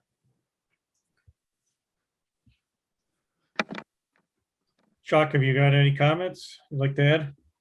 Yeah, just to say, Steve kind of talked about all the hard work that has gone into it behind the scenes. And, we're excited to finally get, some movement on Backton Hill and get it out in front of the community so they can see that there has been some work going on at Parks and Rec and all the other people involved. So this is phase one, and, as it goes, we can grow it into even a bigger, more beautiful park, but this is a great first step. Okay, thanks. Daryl, just to, for those that may be coming in for the first time, some of the delay that has occurred here was attributable to permit issues, correct? And delays caused by people out of office with COVID. So are we at the point where we're pretty confident that all permits will be completed in short order? Sure. Let me give you an update, Scott, and the rest of you. We do have in hand the DEP's NPDS permit that was issued in April of this year. We've received, I don't know how many of you know this, we have 2 pipelines that cross Backton Hill Road at our proposed access drive. So that's an Adelphia Gateway pipeline and a Sunoco pipeline. I've been working with those 2 owners to get approval to run our water line, our sanitary sewer line, and our electric line through and around those pipelines. I have verbals from all those utilities that they've accepted the design. I'm just waiting on a couple of signed emails or emails approving the design. I do have an approval email from Adelphia Gateway, so that's one of the pipelines, but waiting on the others. We're also waiting on approval from the county regarding the connection to the Chester Valley Trail. That's just a matter of getting them an agreement for signature. I don't expect any delays there. They have seen the plan and have approved the plan, again, via email. At this point, we anticipate dotting the i's, crossing the t's within the next 2 to 3 weeks, and then being able to submit the plans and the specifications to DCNR. They indicate that they'll take about 4 weeks to review. And at that time, at the completion of the review, we will make any revisions as required and then be able to go out to bid, hopefully sometime mid-July. And at that point, open bids the end of August and have an award by the board at their September meeting. Beyond that, then it would be contracts back and forth, and hopefully we can get started with some construction in October sometime. And in the fall, we can do some grading, we can do utility work, stormwater work, and then maybe do some access drive work, so we can get prepared for the rest of the work probably in spring of 2022. Okay. Thank you. Sure. Thanks for everything on your end. And to everyone that's been involved with this, past and present folks on the Parks and Rec Board. I know a lot of, as Steve has indicated, there's been a lot of time and effort put into this, a lot of discussion, a lot of opinions. And we're excited that after a very long period of time, we are going to end up having something that the kids can enjoy and everyone else in the township can enjoy. So we look forward to that. Scott, if I may add one more thing, we will be updating our cost opinion when we complete the plans and the specifications for submission to DCNR. I see on the agenda it's $900,000. That was a number that was provided in a February preliminary cost opinion. We have added some features since then, increased some of the costs, and so you may see a higher cost opinion in the next few weeks when we complete our plans and specs. Do you have an estimate of the increase? I'm guessing it's going to be maybe $100,000 or so again, because of the utility work that's required, particularly with PICO and some of the increased costs that we see occurring with the oil prices and the lumber prices.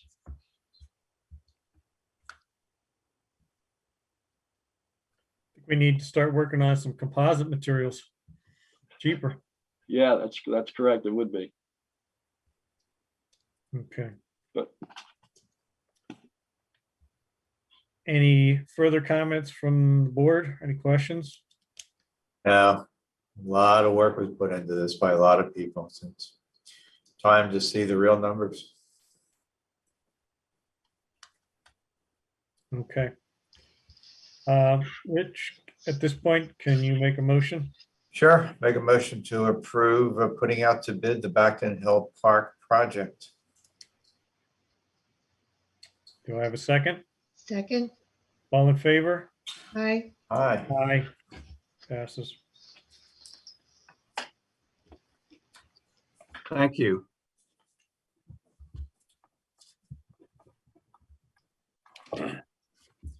Moving on, we will have Joe McGuire and Zach Barner take us to public hearings.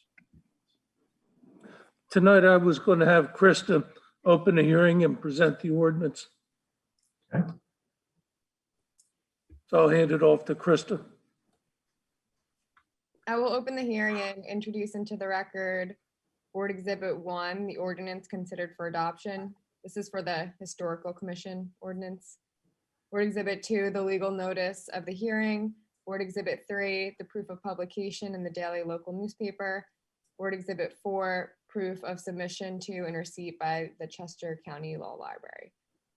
This ordinance just updates the code language in Article 3 Historical Commission, changes the term of membership to a 4-year term, changes the number of members of the commission to 7 members, and adds a social media policy provision. Does the board have any questions? No questions. I have none. Do not.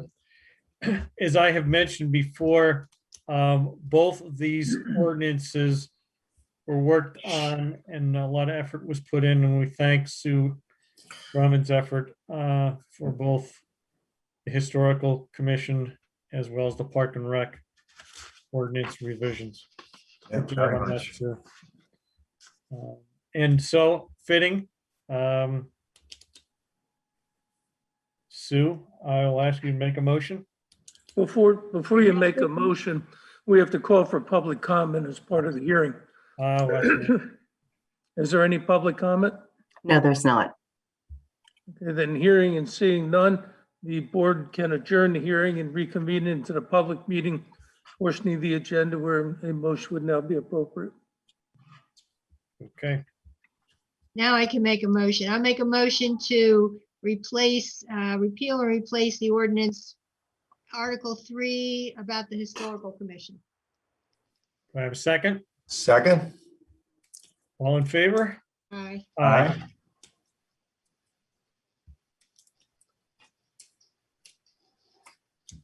All right. Joe, do we need to do anything technical on B? Yes, that's another hearing. Yeah, go back into the Open hearing. that hearing again. Yep, we have a question. It looks like we have a question. I'm sorry. It looks like we actually have a question now. It just came in. Go ahead, Barbara Ann. Good evening. Thank you, Donna. Barbara Ann Thav, Broadleaf Trail. This actually applies for both, which is just to make a comment that the last time I saw the social media policy, it really to me was written for an employee of the township, not a volunteer of the township. It referenced other policies that the committees don't adhere or aren't given. And I just would ask the township to maybe look at that policy and think about it in terms of, is it written properly for folks that are not employees? And also to consider the important element of the volunteer boards being able to feel comfortable and free with providing their input without sort of feeling the thumb of the township on them. So thank you for that consideration. Just wanted to point that out. Okay, that's duly noted. Now we can open the second hearing. I'll open the hearing and introduce into the record Board Exhibit 1, the ordinance considered for adoption, the Park and Rec Board ordinance. Board Exhibit 2, the legal notice of the hearing. Board Exhibit 3, the proof of publication in the daily local newspaper. Board Exhibit 4, submission to and receipt by the Chester County Law Library.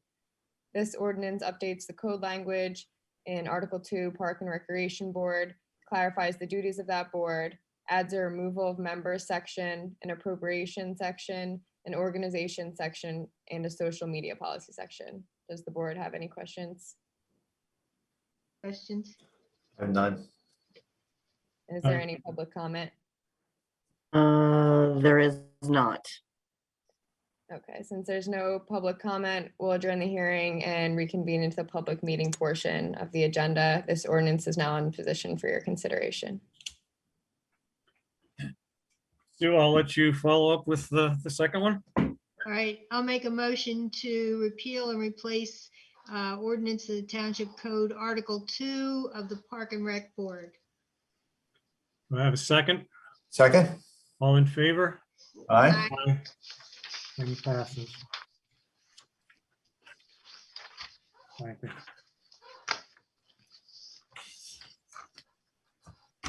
Scott, mind if we take a 2-minute break right now? Just a couple of minutes? Yes, that'd be fine. This is, Okay, whether people realize it or not, we've been at this since 4 o'clock. So exactly. if we can take a 2 or 3 minute break, that'd be fine. Okay, Thank you. thank you.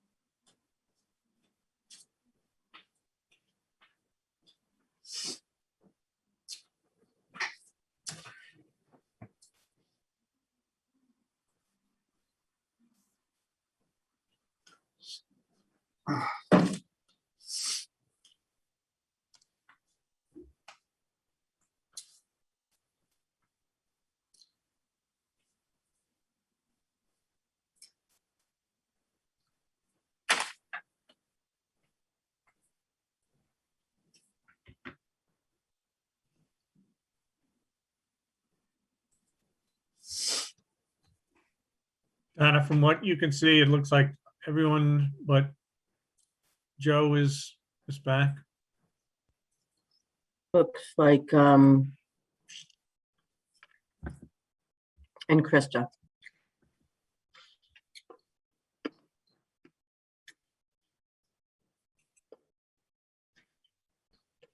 They might be there, they just might be off camera. Okay.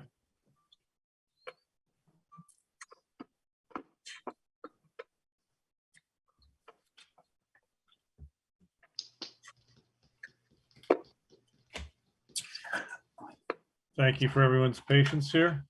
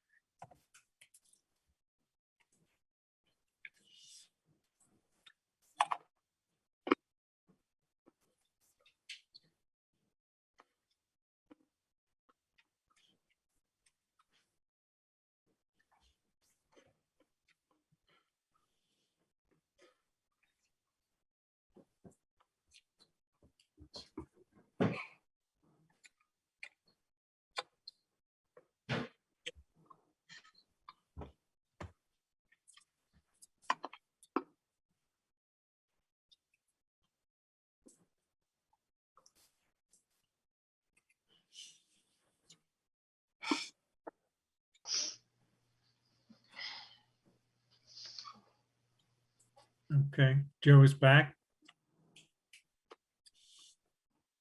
Why don't we reconvene the meeting?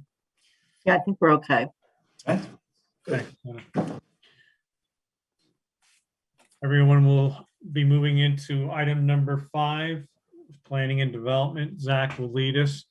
But I will add that as part of the rezoning process, the township has been doing its due diligence on this, and some environmental issues have been identified. And I believe Jason Dempsey is addressing our concerns in this new sketch plan. Zach, I will hand it over to you. to lead Sure, us thanks, through Pat. this. I think Jason was just coming back into the meeting, so we'll give him just a moment to get his system situated there. Yeah, the applicant has submitted a new concept plan for review, And I believe that Jason and his attorney, at least, are here to sort of provide an overview and answer any questions that the board may have. Hi, I can start off. My name is Denise Yarnoff. I'm an attorney representing Jason Dempsey and his team. And as you know, we've been talking about the Knickerbocker property for quite some time, going back several years. We actually filed our application for the request for rezoning last August, and a hearing had been scheduled or to be scheduled for October. So since that time, we've been working with the township, and at the meeting several months ago, the township asked for some additional environmental information, as the chairman just mentioned, which was provided, and I understand the township has reviewed and we've addressed the concerns. One of the issues that arose out of that additional information request from the township was a consideration to relocate all of the residential development that was to be located on the driving range, which was Area B, and to relocate that into just one area, Area A, and to leave the rest of the site undeveloped. So I'm not certain of the exact percentages, but I'd say it's approximately a quarter of the site that would be developed with residential, and then the remaining area of the entire site would be left undeveloped.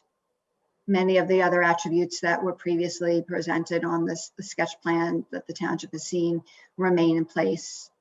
And I'm going to let Jason just do a quick review of the difference between the two plans to show you the change that was made in a second. We're hopeful, as was discussed at that last meeting a couple months ago, that the board is still willing to hold a hearing on that rezoning in either June or July. I know you have a lot on your agenda coming up. So we're hopeful that it could be June, but we understand it could be July, and we would ask if the board would be agreeable to moving this forward. So with that, I'll turn it over to Jason, and hopefully we can put up a plan for everyone to see. Thank you. Thanks, Denise. Thank you.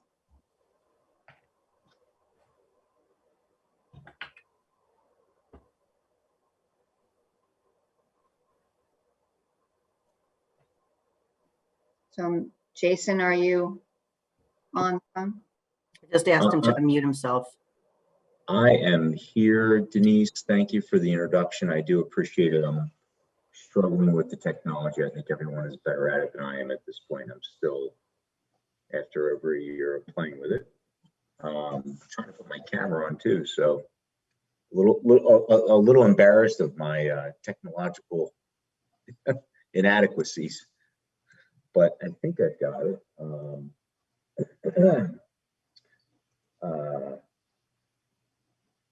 Here, I think I'm coming up here. I'm trying, I promise. I really am working hard at this. So, can you hear me okay? We can hear you. Yes, we can hear you. There you go. You're live. End of picture. All right. I just, I heard everything Denise had to say, and I think she did a great job at summing it up. We've heard everything that the township has asked for. I think that we've done our best to compromise with what was asked of us, and we think that the concept of focusing on the development area being in a much smaller area than we originally anticipated, and we're willing to focus on that and agree to that, and really stick to that. Other than that, there's not much that's changed to our plan, but rather than focusing on an area of development that is small in nature, considered there's 170 plus acres of ground, there's an area of development in which we can work within. And we've taken, as Denise said, we've taken the development area at the driving range, which as much as we've endeavored to make the township comfortable with the environmental conditions of it. We think it's acceptable from our standpoint, but still, we'd rather have a cooperative relationship with the township to try and make things work. We're willing to focus within the area, we presented recently. Are you able, Jason, to pull up the plan? I think Zach actually has the plan. Okay. Yeah, so this is the most recent plan we showed. Without the original plan up there. I don't know, maybe Zach, perhaps you can show that for people who haven't been staring at this as long as we have. And being able to point out the area which we consider to be the driving range. Yeah, I don't know if you can put your cursor over it or perhaps show the other plan, but what we're showing here, there you go. Okay, great, thanks. And that's good. So we have area A and area B. Area B was of concern to the township as it relates to the current existing environmental conditions. I do want to make a statement that it is of the opinion, not opinion, but the expert opinion of our environmental engineer and our environmental counsel that area B does not present environmental issues of environmental concern. However, the township wasn't comfortable with all of the information and the data we provided. We do believe that we cooperated and provided a substantial amount of data. But in order to move the process along and try and be accommodating, we decided that we would attempt to and conclude that we will focus on what we consider to be area A. As a result, it creates almost 75% of the site remains as undeveloped area if we were to focus on area A. So if Zach, if you don't mind, clicking back to the plan that we had most recently showed. Jason, this is Scott. The number of units that would be moved from area B down to area A on the new plan, is 80 the correct number? We lose a little over 80 units from area B. And so what we're trying to do, Scott, is just focus on a development area. There are, there are certain development details that go into that, in terms of unit size, depth, width, circulation, so many of those things are going to come into play, as it relates to the land development, the land development process. But otherwise, we removed a little over 80 of those units from area B and tried to accommodate them in area A. This plan that we're presenting, represents the area in which we intend to remain focused and develop in. We've done our best to compromise with every request that's been asked of us. More specifically, the area with Oak Glen. We live in the township. We have friends, and our friends have asked us to, avoid, developing along that area. We're committed to that. I think by this plan, we're demonstrating that we're committed to that. We've been asked to not bring access out to Mill Lane. We're not looking to bring access out to Mill Lane, but I do think it's important to allow for emergency access because at the base of Mill Lane and, you've got, all of our EMS services there. So making sure that they have EMS restricted access in the form of, typically have a fire gate that's there that the only people that have access to that are the fire company and the EMS. So, other than that, we've really, from our groups, from our side of the table, we feel like we've done our best to compromise as best as possible. And I just kind of want to put the overarching, point in that, we are not interested in doing a fulfillment center here. This plan benefits the other assets that we've developed and own within our community. So, we think that we can make this work. We're willing to make this work. We'll put our engineers to task, and yeah, we feel like this is something we can and should do. Okay. Jason, I'm going to ask this question again, just for people that have contacted me. The number of units increased down to Area A is 80 units, correct? I know size and width, and there's some changes that might occur surrounding that, but the actual number of units is 80, right? We lost 80 units on Area B, and we're trying to find a new location for them within Area A. Area A is Area A is where you see these units now, and I'm not used to being on videos, so where you see the blue and the dark blue and the green, that's what we're calling Area A, in which we need to accommodate stormwater.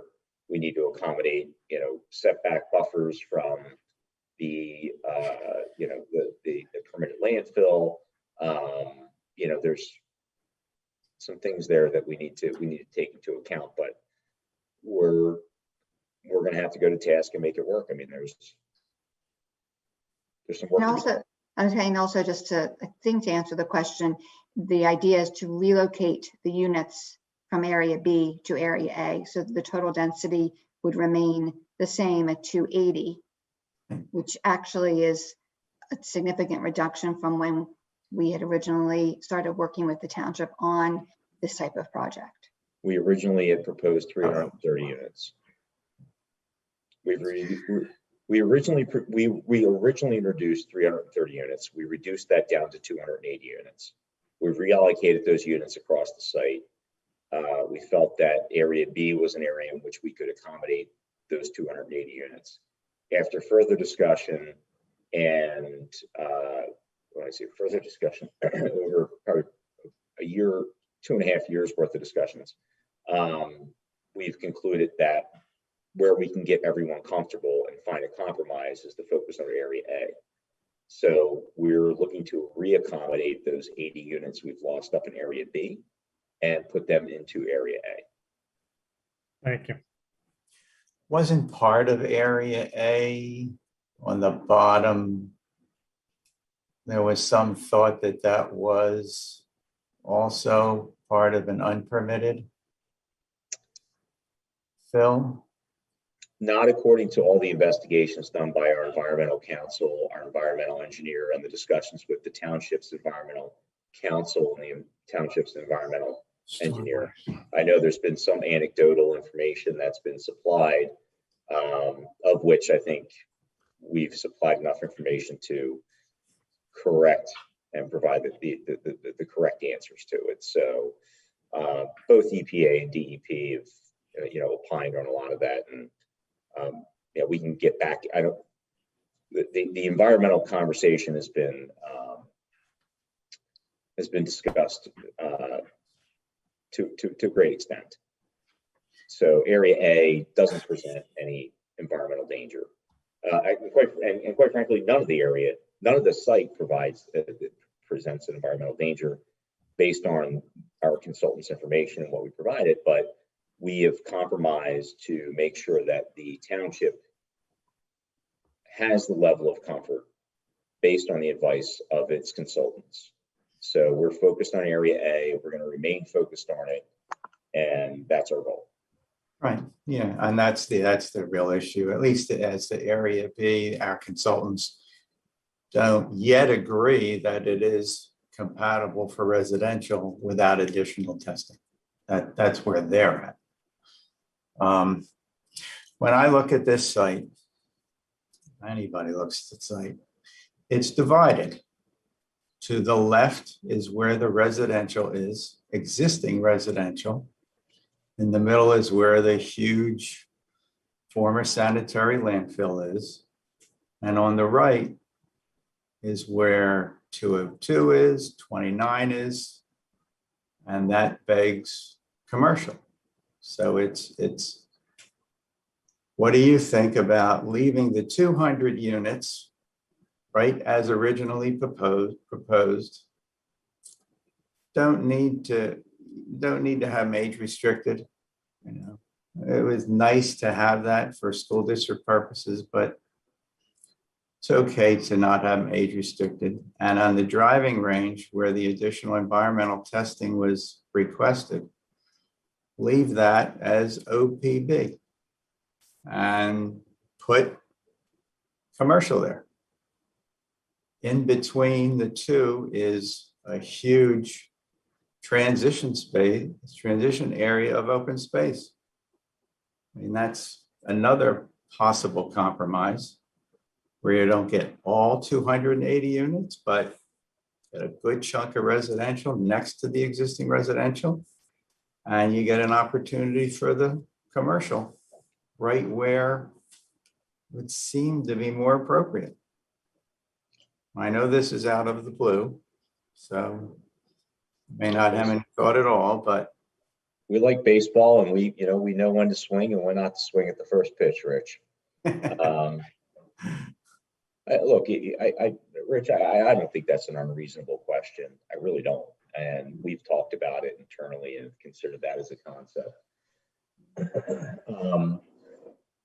I think at this point, with it's just been, I think we've demonstrated our willingness to work with the township, and the township has done a great job at spending the time on this, focused on it, asking tough questions. And a lot of people don't see that happening on a day in and day out basis. But I can tell you, in all of my experience in the land development approval process, it's not been taken lightly. I can tell you, and a considerable amount of time, effort, and money has been spent to get to this point. Am I offended by that idea? No.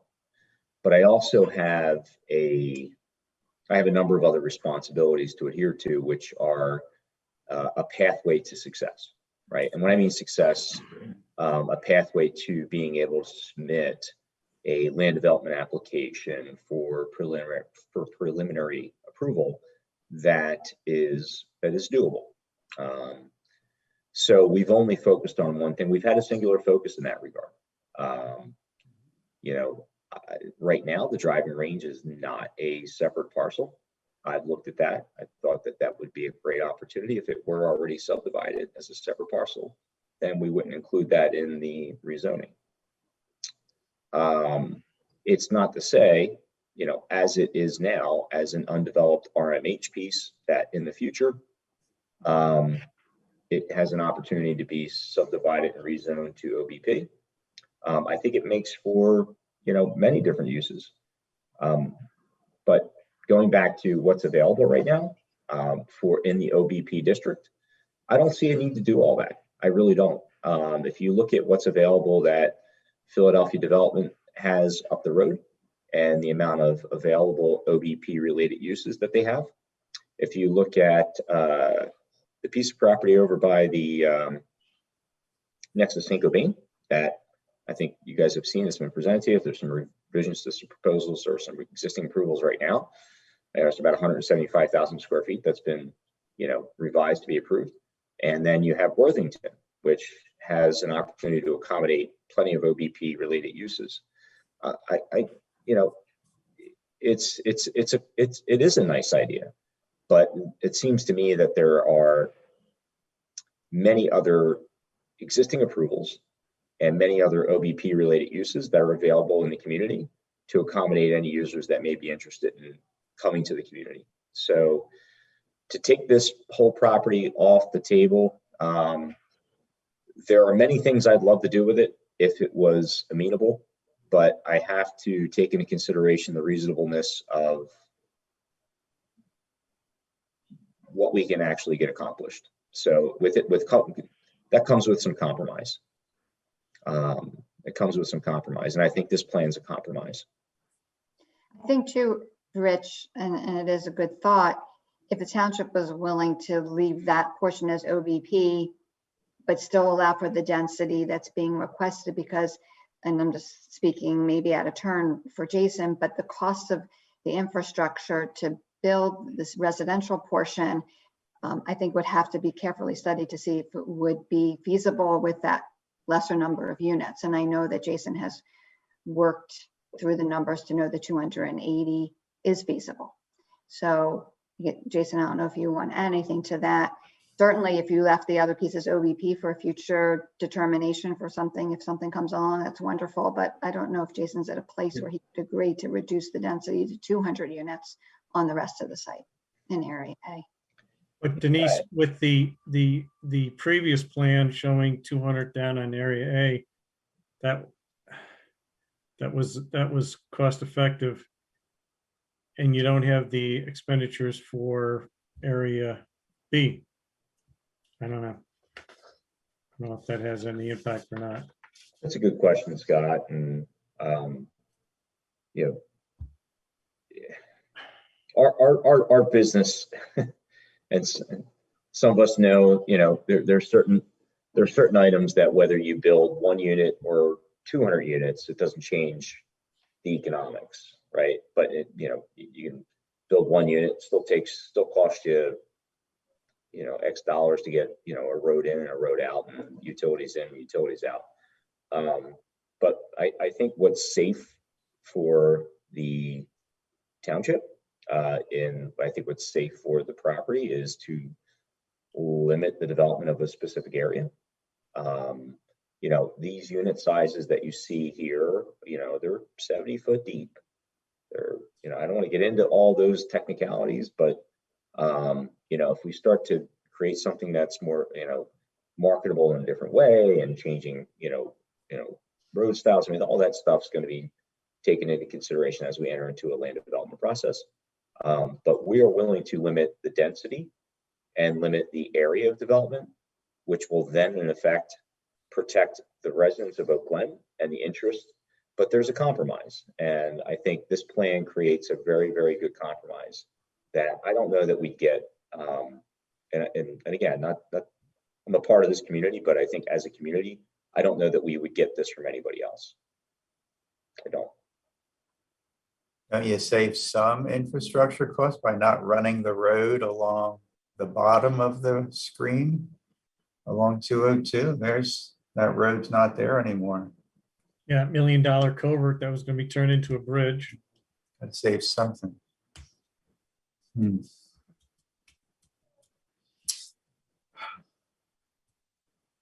I have to say, what I like about this plan is that it's an enormous amount of open space that's being retained. I mean, it's just huge that we would get that much remaining open. I haven't looked at the details of the plan, but to have a developer give us back 75% of the property for open space in perpetuity is pretty amazing.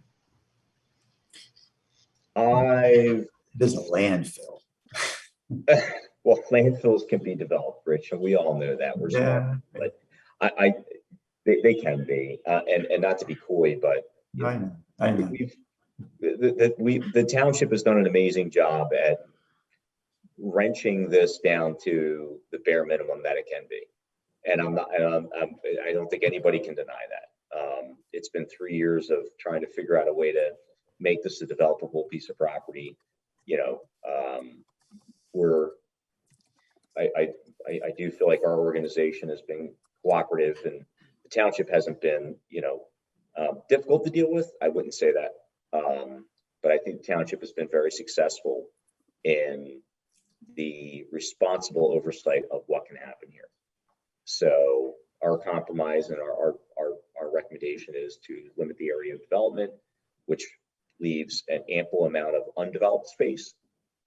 That's going to protect, you know, it's going to protect the view shed and many other things that I don't think would otherwise be afforded by any other, you know, presentation or, you know, offering. So, you know, we're here tonight to, you know, do our best to answer any questions, and, you know, we feel that this is the right plan to go forward with, and we're the right people to take it through and work with the township. I mean, some other little stuff that I just know, I don't see any parking area for visitors type stuff.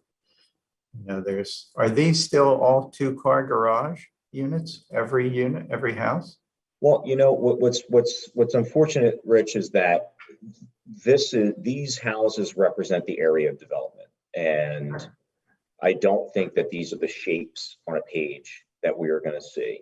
So I think that this plan can be better in a land development process, but we have to get there. And in order to get to that land development process, we have to have a zoning in place. So again, these are shapes and sizes that are, for most people who don't understand, home sizes, they're 70 plus deep, where you may have, on typical depth, you may have 40. They're 32 wide, where if you look at some of the homes and some of the existing proposals and existing built, you're 19 to 20 to 22 wide. We're 32 wide on the units that you see on this page. So we're taking up a lot of space. These are very generous size units that are on this page right now. Those details are at the bottom of the page. Those are good questions, Rich, and those are the types of things that we'll definitely be dealing with at land development and working with the township on making sure there's adequate parking for visitors and whatever is required under the ordinance. These are all 2-story or 3-story townhouses? We expect 2-story.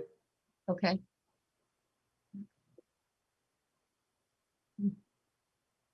And your access now is Lap Road with emergency only to Mill, correct? That's correct. I don't know if it would work here, and I know you looked or at least thought of it. You know what they're doing up in King of Prussia, all those stacked units. Does that What's a stacked unit? stack units are the units that you see in King of Prussia, the Toll Brothers units? That's the village of Valley Forge. Yeah, but they're not the most attractive thing in the world. I definitely admit that, but I can't really picture. All I can picture is the big apartment buildings they have there. no, I know. They're right next to the CHOP medical office building, a new hospital that's going in. Yeah, I know. I've been down there. Okay. You don't have a 2-story townhouse over top of another 2-story townhouse. Right. Yeah, I don't see that happening. These are, we're limiting our density. So the reason someone would do a stacked townhome is to increase their density. Our density is what we're telling you. On a smaller footprint though, right? Mm-hmm. With smaller units. And are they smaller? They're smaller square footage? We have to finalize the plan, but these are very, very large units. Once the plan is engineered, and I'm sure as you know, we have to make accommodations for stormwater. We have to make accommodations for the buffer that we have from the landfill. And we have to make accommodations for road width, and for where our proximity is to the pipeline easement that goes to the property. But on the environmental issue, would you still then need to go through Act 2 or go through Act 2? We have no environmental issue in Area A. We have no environmental issue in Area B, but we're accommodating the request of the township, the township is not comfortable with Area B. So in the spirit of trying to move the project forward, we've identified a way to focus on Area A as the development. So this is the development area that you see with the houses laid out. So if we drew a circle around those homes, that's the area in which we intend to focus the development.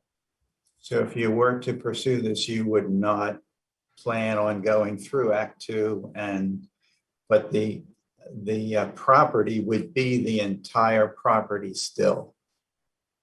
I'm confused. There's no reason to pursue Act 2 in Area A. Right. But the rest of the property that would not be developed, it would be part of the overall property, and I guess that would be the... Now, I'm still in a meeting, but I wanted to ask you questions. Donna, there you go. You're out loud. That would be the common area for the association, I guess.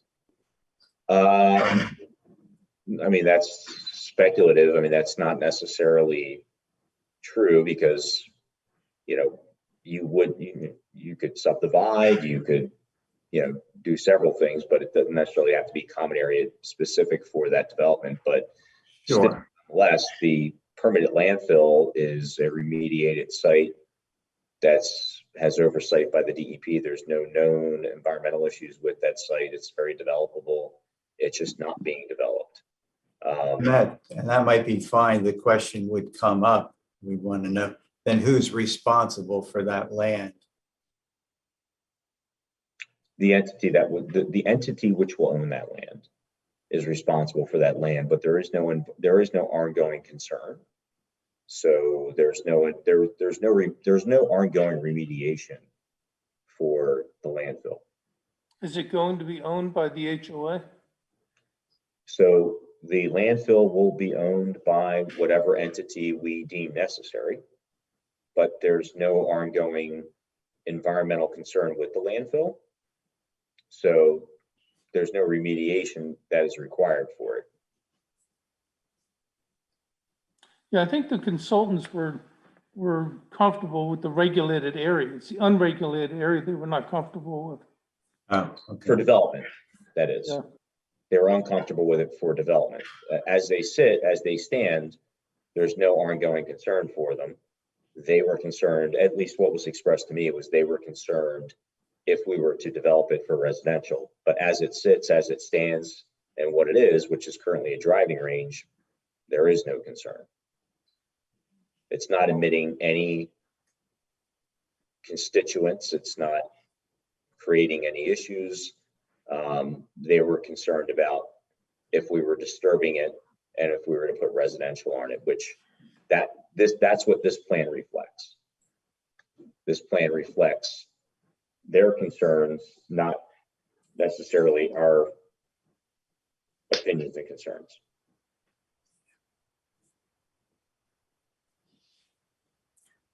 Why don't we, there's a few questions or comments. Why don't we move to Yes. those? There are. So Cindy Gerson, I have a couple emails also, but Cindy Gerson was first. Go ahead, Cindy, you can unmute yourself, please. Hi. Sorry, I have my iPad open. I just want to say that I think that my husband and I are one of the largest lot owners on that Lap Road side. And the setbacks look incredibly narrow.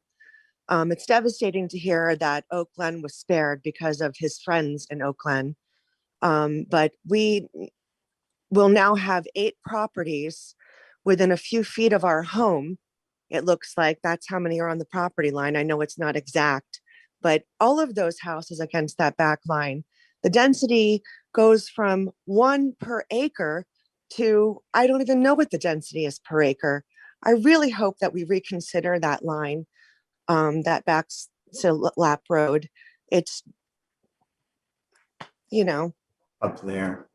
devastating for our property, devastating. We have 5 acres and now we'll be living with dozens of other people within a few feet.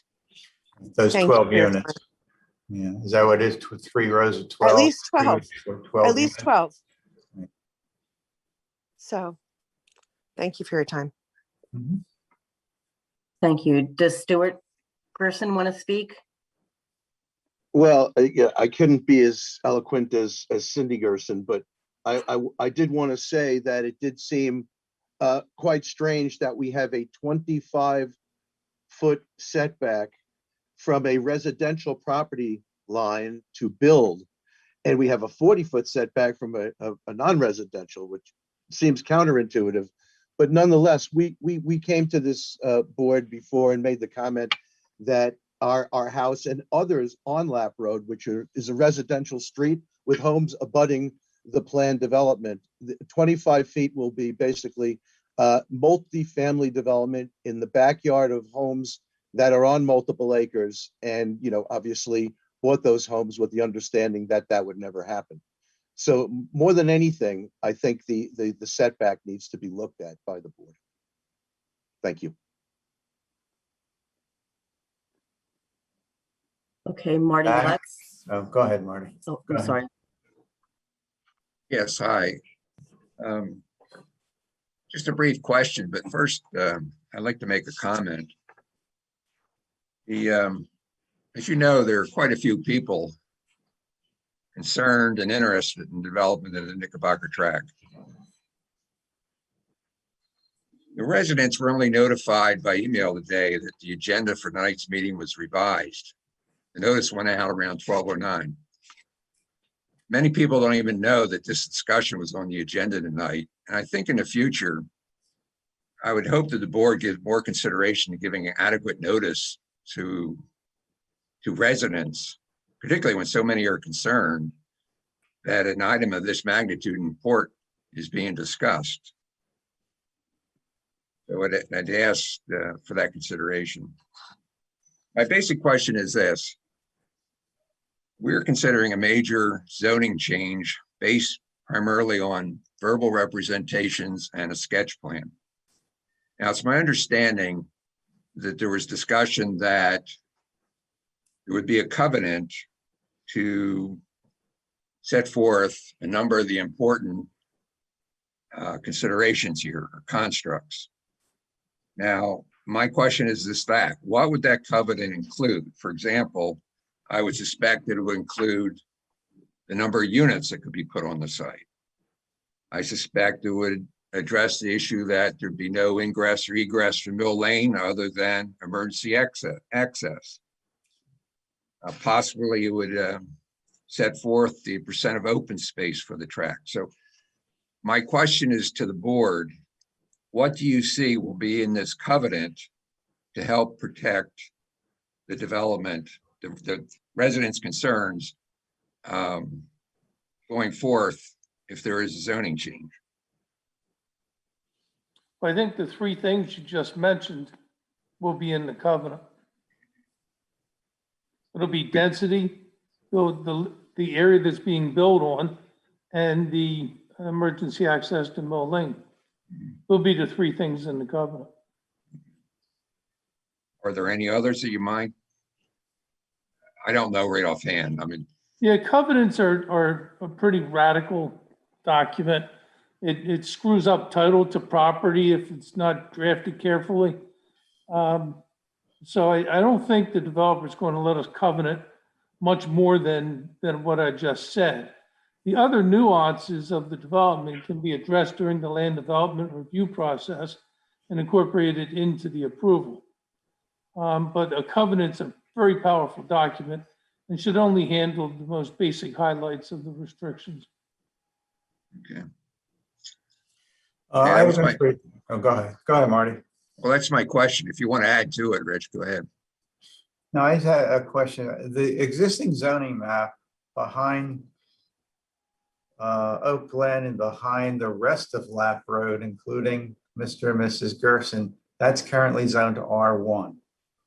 If that was to be developed R1 by right, Zach, what's the setback under the current zoning? And Rich, if I could just ask a quick question. The area behind Lap Road, I thought was zoned OBP. Part of it is, but I'm looking at the zoning map now, and I think the R1 goes all the way over to There's actually two tracks. the last lot. You know, at the dead end of Lap Road where it turns into Wilburdale and there's a driveway to the right. I think it's only that lot that has OBP behind it. The rest is R1. I think, yeah, that's what it looks like to me. So I'm just trying to compare, you know, current zoning to other. Yeah, the rear yard setback for R1 is also 40 feet. And the rear yard setback for OBP, which is the existing zoning in that sort of in that corner, is I believe 40 or 50 feet as well. Let me just pull that up. Zach, this is Jason. I heard a lot of the comments, and I don't want it to sound unsympathetic. I just don't know if everyone understands how this is better than what the alternative is. And again, I go back to, if I wanted it to be a fulfillment center in their backyard, it would have happened almost 3 years ago when we started with this. That's certainly not my intention. I know it doesn't feel that way right now, but this plan is a protection against that. And we fully intend to make sure that protection is there. This is very much a compromise plan. And the alternatives to it, and again, the township has been a big help in making sure that,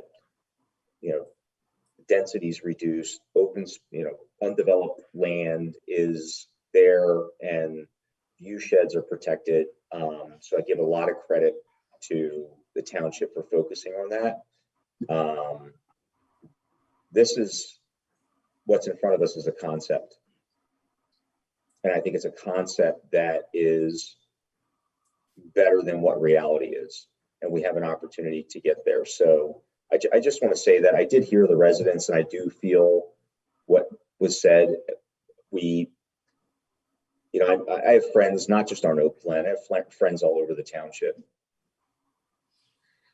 And I do have friends that live behind where the development is.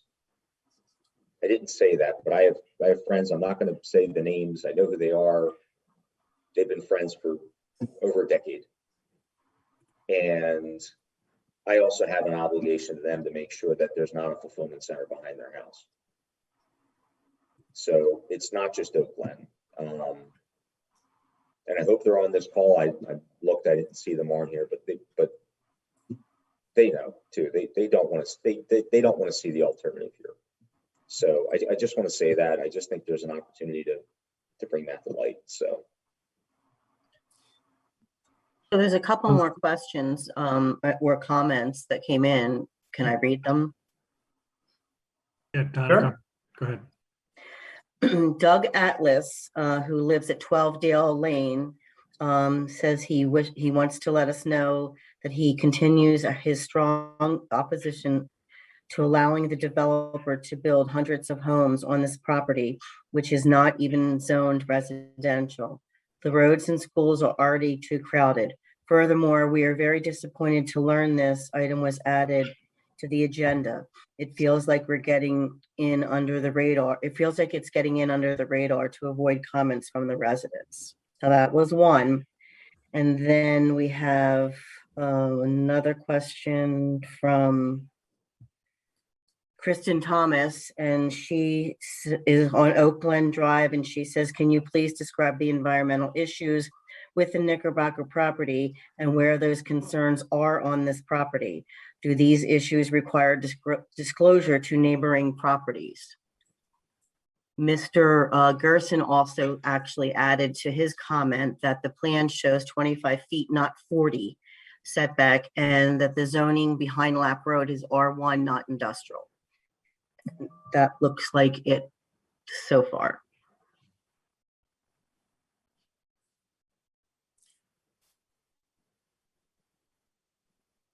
The sole intention of this being on the agenda was to see the presentation. It definitely was short notice. I agree. Definitely no action is being taken. That's for sure. This is our first look at it. I mean, we got an email before, but this is our first look at it. And by that, you mean first look at just this revised plan, because obviously Right. we've been looking at this for 2 years already. Oh, sure. At the revised, yes. That's right. Just the revised plan. That's right. And Denise, I'm glad you brought that up, because it's the only real change in this plan is that there are no homes on the driving range.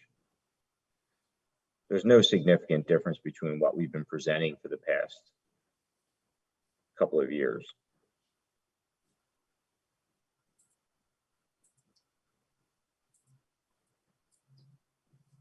And again, just to reiterate Jason's point, is that the property is zoned to allow for warehouse We've talked about that. Jason's expressed that his preference is to do a plan like this rather than a plan that contains numerous large warehouses with obviously everything attendant to that. And he believes that this is truly the better plan for the community for all the reasons we've discussed previously. And the zoning allows for the warehouse. That's the permitted zoning on the property. And as we know, a portion of this property is zoned residential. And the purpose of this whole discussion is to request that the township rezone the property to allow for this type of plan. So we understand it's not zoned entirely for this use. And we're not using the warehouse as a threat. I want to make that clear. All we're doing is making people aware of the alternative.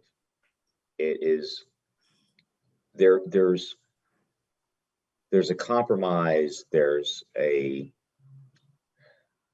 trust that needs to be had mutually, and we've taken a stand that this is a better use for the overall community versus what's currently zoned. And our compromise, I'm just going to go back through it, is a reduction of the area in which we propose to be developed, which allows for a larger amount of green space. We're preserving vegetation, and we're proposing a use that is far less impactful on the community than what it's currently zoned for. And it's contiguous to other residential uses. In order to achieve this, there certainly is some compromise that has to happen. We originally presented a plan that had 330 units, and we've reduced that down to 280 units. The units that you see here on this plan are much larger in footprint. They're 70-foot deep versus what is traditional. So there's more living space. This is a plan that this isn't the final plan. This is the area of development that we're focused on, which when you look at the overall plan, and unfortunately, our deliverable at the moment that's on the screen, I don't think is educating the way that we want it to be. We want to help educate. And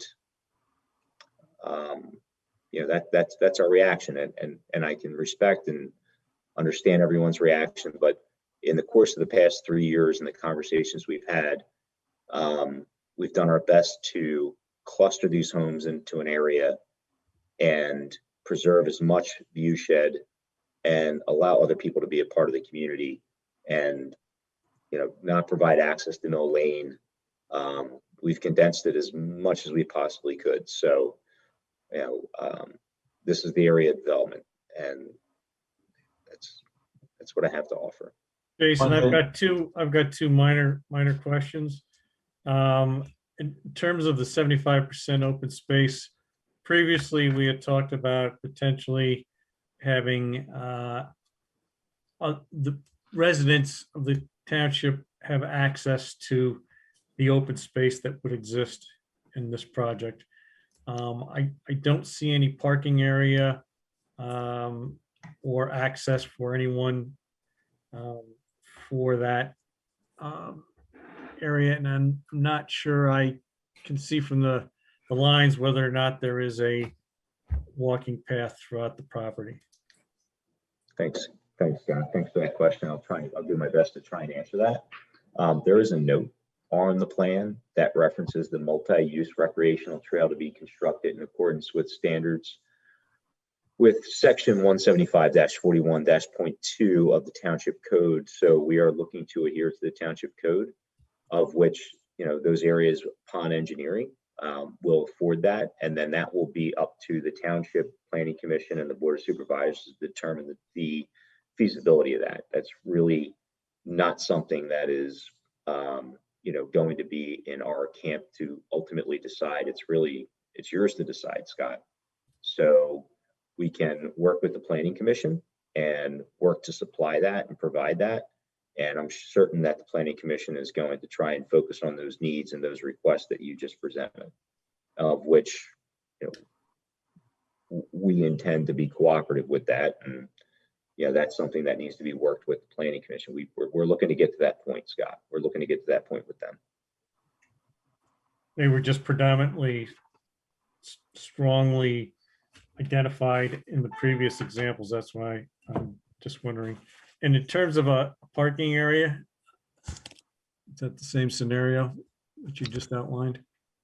I believe it is. I mean, we've shown several plans that had some proposed parking areas, but it really is going to come down to the township's approval to put the parking areas where they should be. What we attempted to do with this plan was to try and focus on the area in which we can limit our development. So I think that this works as an exhibit for that, to show the area in which we are limiting the development for the actual building. As it relates to other, you know, assets to the community, you know, that's something that would occur at that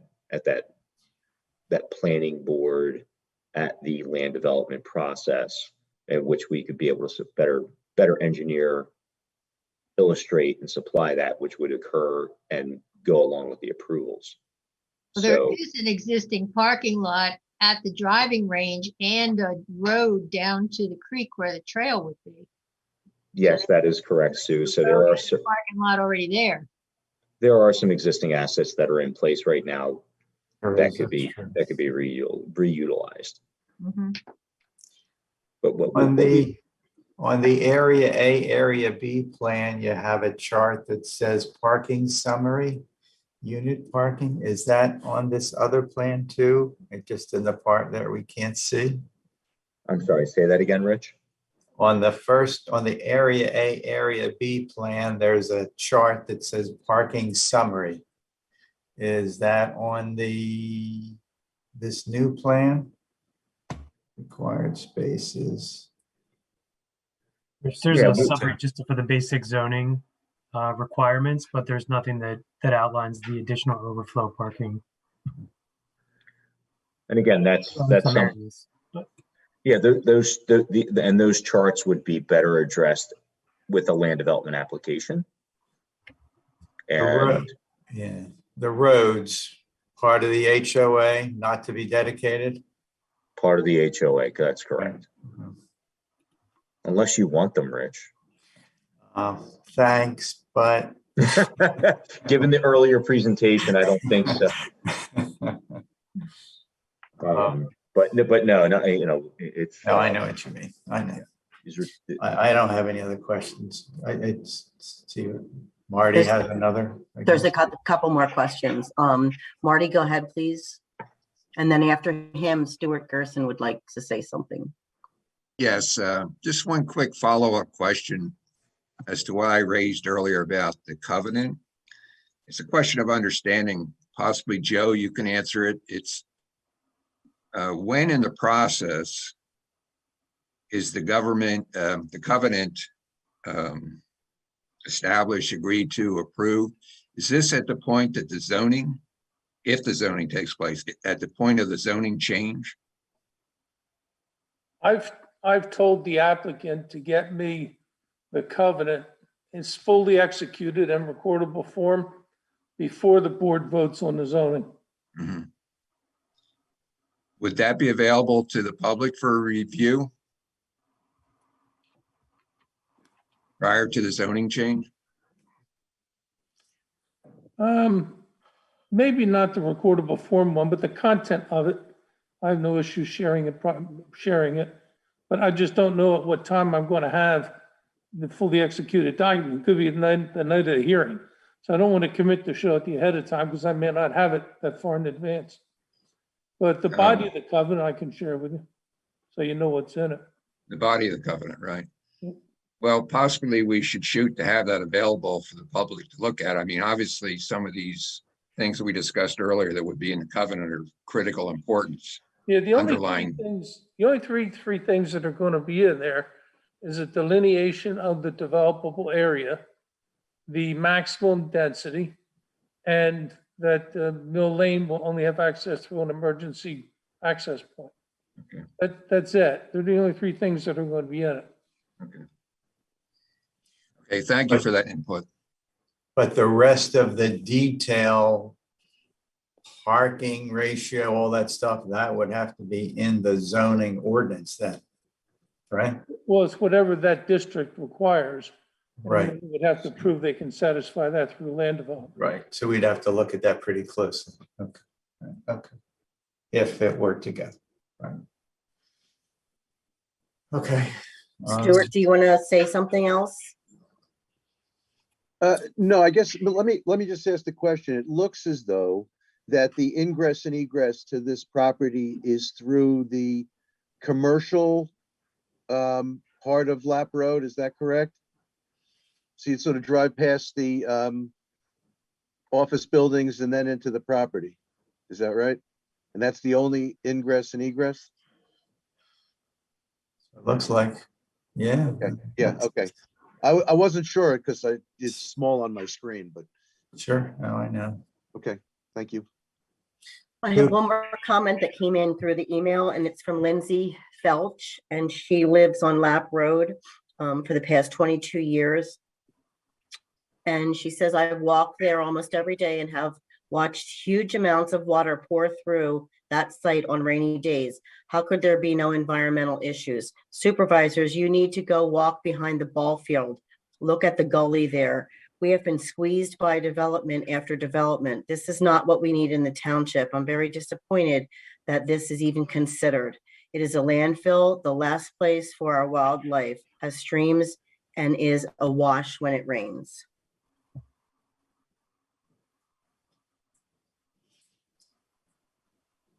Understand.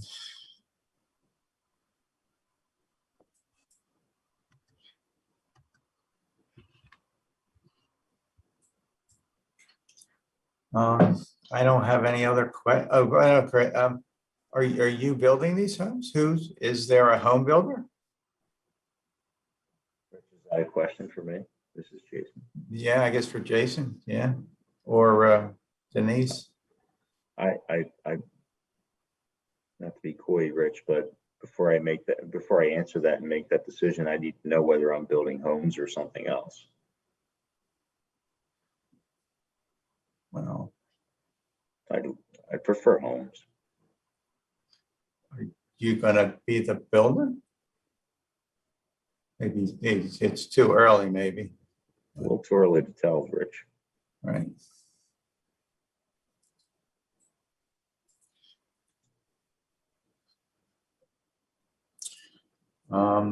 Okay, yeah, I don't have any other questions. Just have to take this under consideration. I mean, this will have to be at another public meeting with a short notice, and we'll have to let you know. Will this go to planning? Zach, will you put this new plan? Soon? When's planning this month? That hasn't happened yet, right? Yeah, they're after us. That's a good idea. Yeah, it's really up So to I the, understand, what's the purpose of that, just to ask? I mean, we've had this Well- discussion 2 months ago. You guys had said that you would be willing to consider this in an upcoming meeting. We're requesting a rezoning. Obviously, your ultimate decision will be made at that time. You're not deciding that you're rezoning it right now. We're Well, asking for the opportunity for a Denise, hearing. we just had residents comment that this was kind of sprung on them because we didn't have a lot of notice of it being on the agenda. That would be the purpose. Other than being on tonight, the only notice was really, we're the only ones that saw it by an email, like a couple days ago, right? So, Well, you have another meeting coming up next month. that's true. What, the Supervisors meeting. well, I assume it'll be there as well. I mean, I imagine we're going to see this every time until we make a decision, right? Well, in June, if you put it on the agenda in June, Mm-hmm. for your motion to advertise, you can still have the rezoning hearing in July. because your dates are more than 30 days apart. So if you want to commit now to having it on the agenda in June, then people get 1 month's notice. They know what's coming up.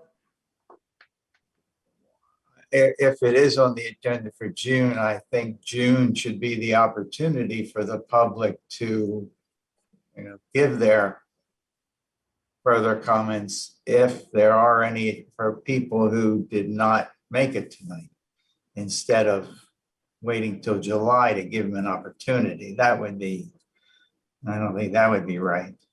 So you're saying we don't need to put it on planning?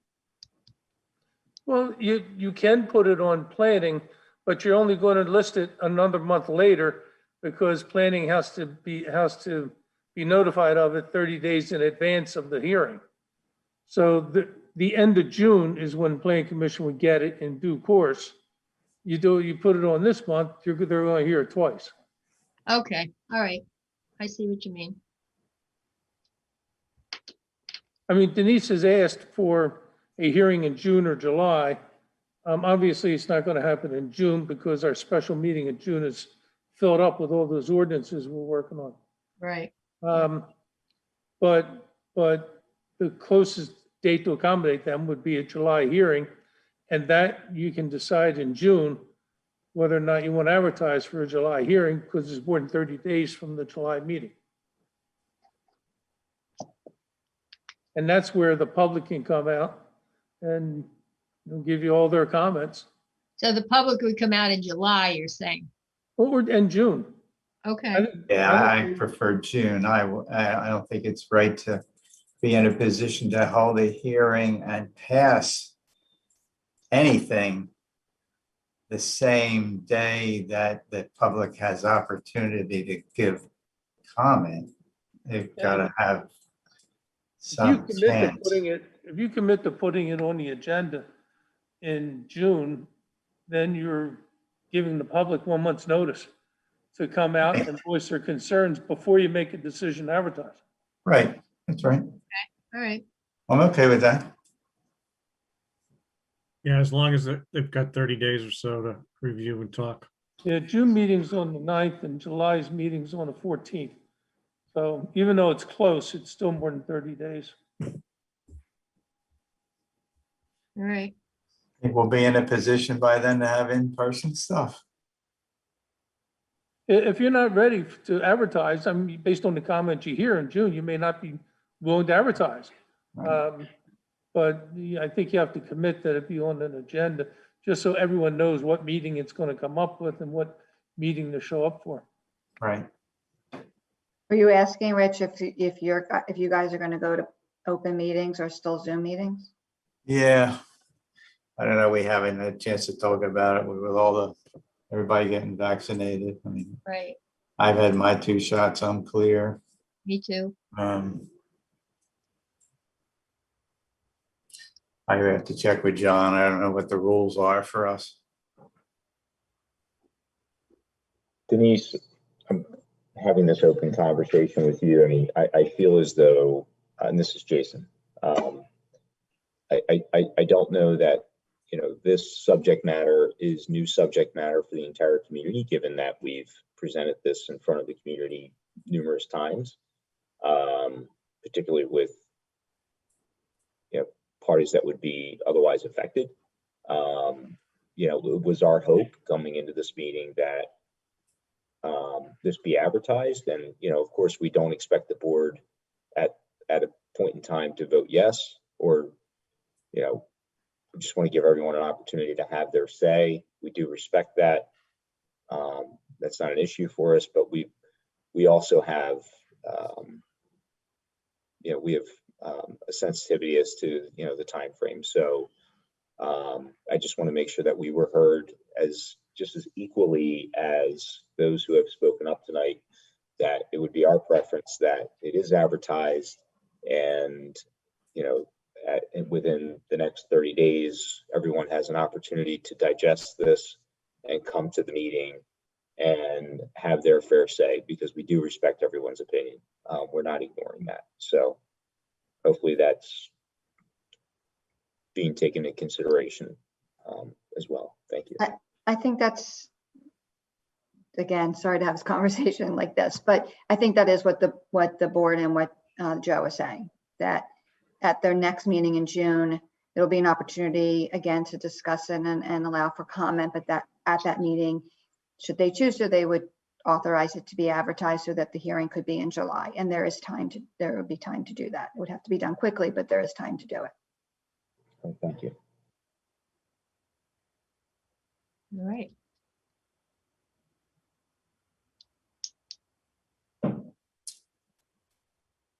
Okay. Donna, are there any other more comments out there? No. No. Okay. Thank you. We'll see you in June. Okay. Next month. Thanks, Denise. Thank you. Thanks, Denise.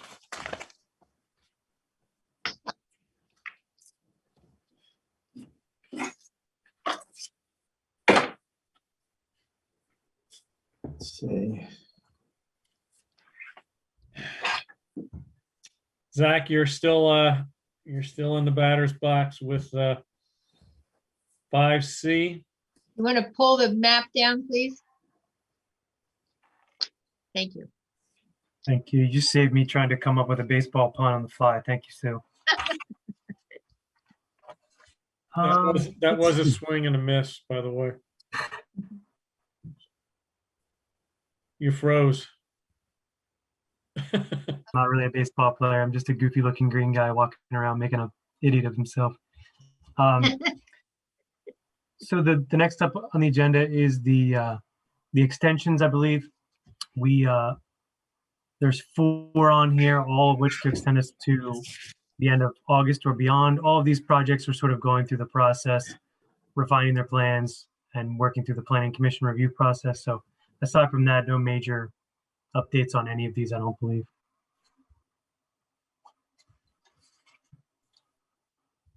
Okay.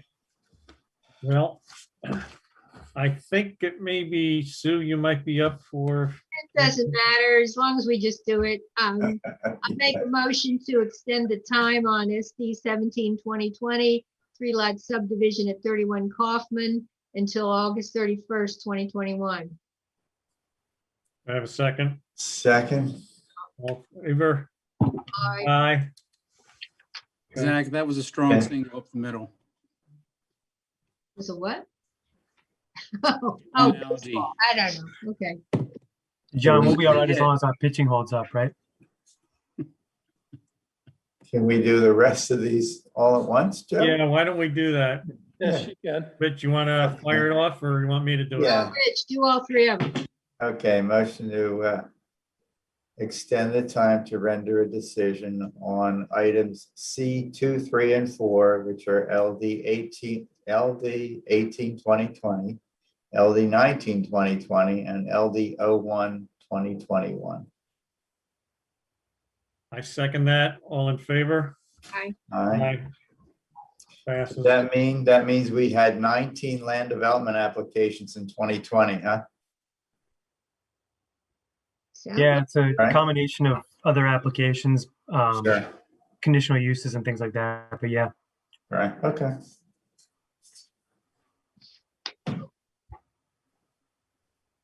Nothing. All right. Okay. And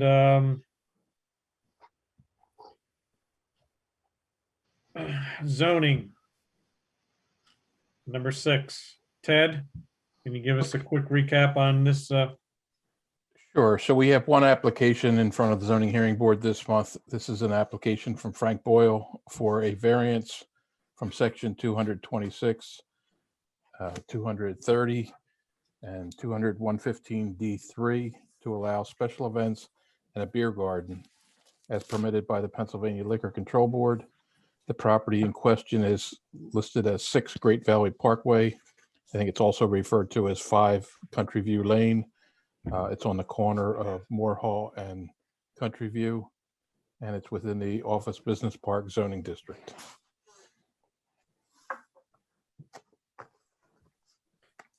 Just curious, Ted, what's the period of time that this would be in operation? Yep. I think he's talking mainly like weekends or that type of thing throughout the warmer months. Hi, Scott. I'm on the call. Can I answer that? Yeah, Frank, go ahead. Okay, I'll make it quick. Thank you. I guess the maximum hours on something like this that we would be looking for is Tuesday, Wednesday, 4 p.m. to 8 p.m., Thursday, 4 to 9, Friday and Saturday, 12 to 9, and Sunday, 12 to 7. So that would be the maximum hours that we would be looking for. And then the months, it's seasonal. So you're looking at a 6-month period, May through October. So 20 to 26 weeks in that range. Do you need a liquor license for this, Frank? Oh, yeah. You do need a liquor license for this, yes. I would think so, yeah. Do you have it all? Is it a special license for this kind of use? No, it's an extension of an R license. It's a catering event permit that you can obtain for something like this. Oh, okay. So, I mean, it's basically how if you've heard about the popularity of pop-up gardens, that's how they're serving the alcohol. And it's all, it's temporary in structure. It's temporary in that it's fenced in, temporary bathrooms, seating is typically picnic tables, temporary beer dispensing system, food trucks. And then most importantly to us is that it's all wrapped up in a very attractively landscaped area.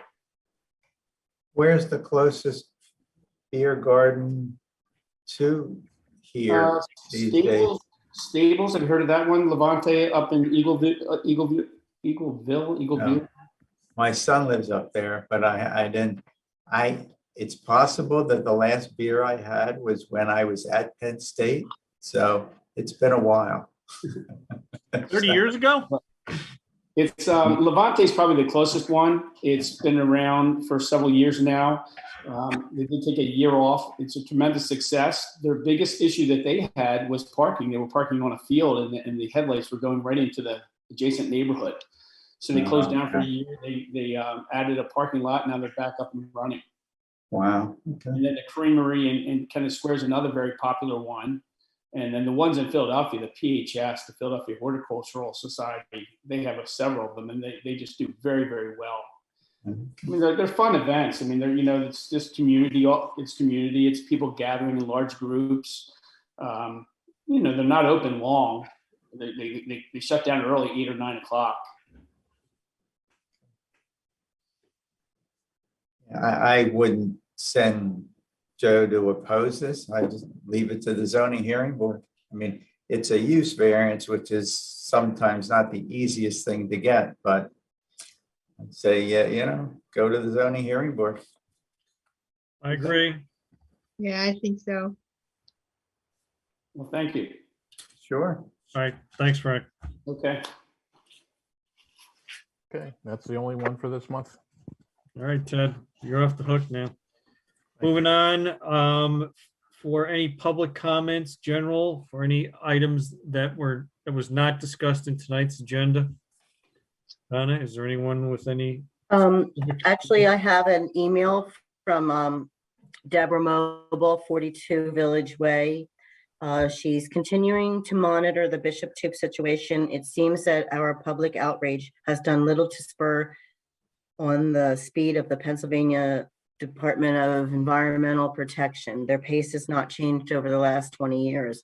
I'm requesting that you give us an update on what you are hearing from the state. One, and then she has a couple questions or comments. One, is there a proposed date for the release of the recommendation report from the DEP? Two, is the township consultant up to speed with the necessary information that they are prepared to respond to DEP's recommendation report? Three, is there any new news, rumors, or otherwise concerning the status of Bishop Tube's site? And four, if we have any follow-up questions as citizens, should we contact Steve Brown or should we contact the supervisors directly? And then there was an email that came in, another email that came in from Kristen Thomas, and she said many residents who were here before the Chester Valley Trail was installed are still waiting on trail connections that were outlined in the comprehensive plan from nearly a decade ago. Safe access for older neighborhoods to the trail are still needed. Can you give an update on trail connections and in particular, the Great Valley / Spring Mills Farm connection construction timing? Is there a township-wide trail connection plan that can be shared with priority order and timing included? And that's it for the emails coming in. And then there's a question from Barbara Ann. Well, Go ahead, Barbara. should we tell Deborah to talk to Steve? Because I don't think we've heard anything from DEP. Yeah. It's the Because I easiest know thing is to deal through Steve, and then Steve can send to all of us at once, what he hears. I've heard nothing. Yeah, Yeah. that's fine. I haven't heard anything either. And the consultant, I've mentioned this a couple of times. Steve Hahn from Joe's firm, myself, and the consultant will be meeting shortly to talk about, I guess, a strategy for when we do get the recommended remedial action. But they're as up to speed right now as they can be. They've reviewed thousands of pages of documents. And again, the next step from DEP in the whole Bishop 2 process is for them to come up with their recommended remediation. Correct. Right, okay. All right. And as for the trails, that's what Chris Williams went Chris through. Williams was talking about. Yeah, that is specific trail was mentioned. Yeah. Right? Yeah. Yes. Okay. Okay, Barbara Ann, go ahead. Hi, thanks, Barbara Ann Thav, Broadleaf Trail. I just wanted to give just a quick update on the Malvern Public Library, which is East Whiteland's local neighborhood library. As you and others on the call may know, Vicki Damiani and I represent East Whiteland on the Board of Trustees of the library. And we're very excited to say that beginning June 1st, the hours will be open even longer at the library for in-person visits, and including access to the computers on a limited schedule. So we're excited to see that, we're able to make some of these enhancements with folks getting vaccinated and the COVID numbers going down in our area. And I also just wanted to let everybody know that the library's in the middle of its annual give-a-thon, and just to thank folks in advance who have been our generous donors for this. So be on the lookout. You may have already received a letter from the library asking if you could give to the library.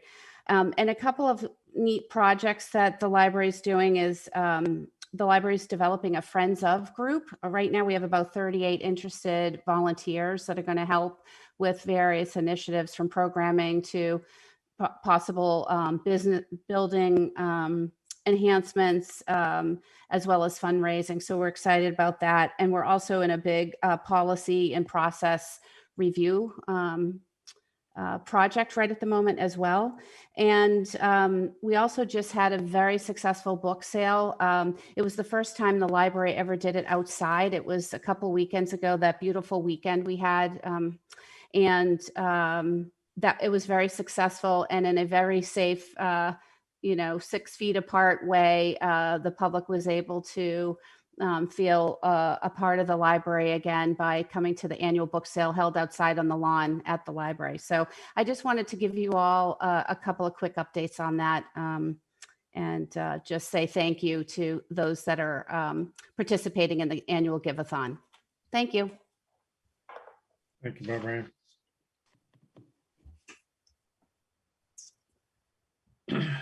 Okay. Consent agenda number 8.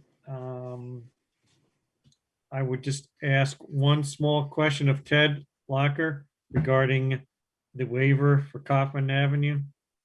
Just a brief overview there. Certainly. So this was a small project to add some additional parking spaces the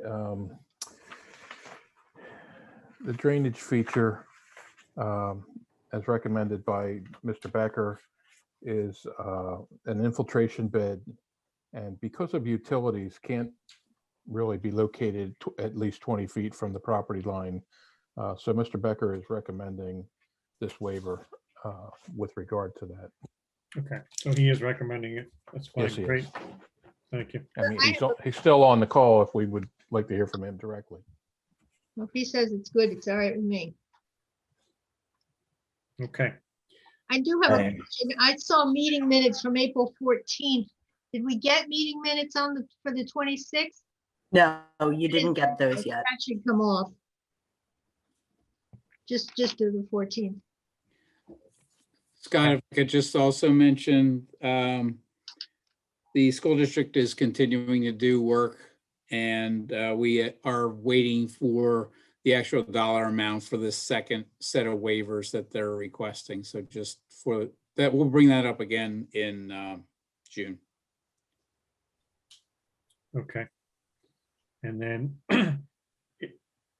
regarding E and F, it seems though this is our annual contribution that we make to these two organizations. So nothing unusual about that. I think it was new just a couple years ago. It's not like we've always done this. But I'm fine with it. Yeah, I agree with that. Yeah, it's true. Okay. So let me read the consent agenda in its entirety and then we can just vote on it. That's all right with you? Sure. 8A, approve the meeting minutes from April 14, 2021. B, ratify the payments of bills for April 2021 in the amount of $676,127.33. Accept the treasurer's report as of March 31st, 2021. Approve the 2021 funding request of $1,500 from People's Light. Also approve the 2021 funding request of $1,500 from Great Valley Community Organization. And finally, approve the waiver for 9 Coffin Avenue from section 306K. Paragraph 4, to allow stone infiltration bed within 20 feet of a property line due to conflicts with underground utilities. Do I have a motion? I'll make a motion to approve the consent agenda as read. All in favor? Or so, do I have a second? Second, and All in favor? aye. Aye. Aye. Aye. Exactly. Any other business at this point in time from any source? And you're welcome, Barbara Ann, and meeting is adjourned. Thank you. Yep.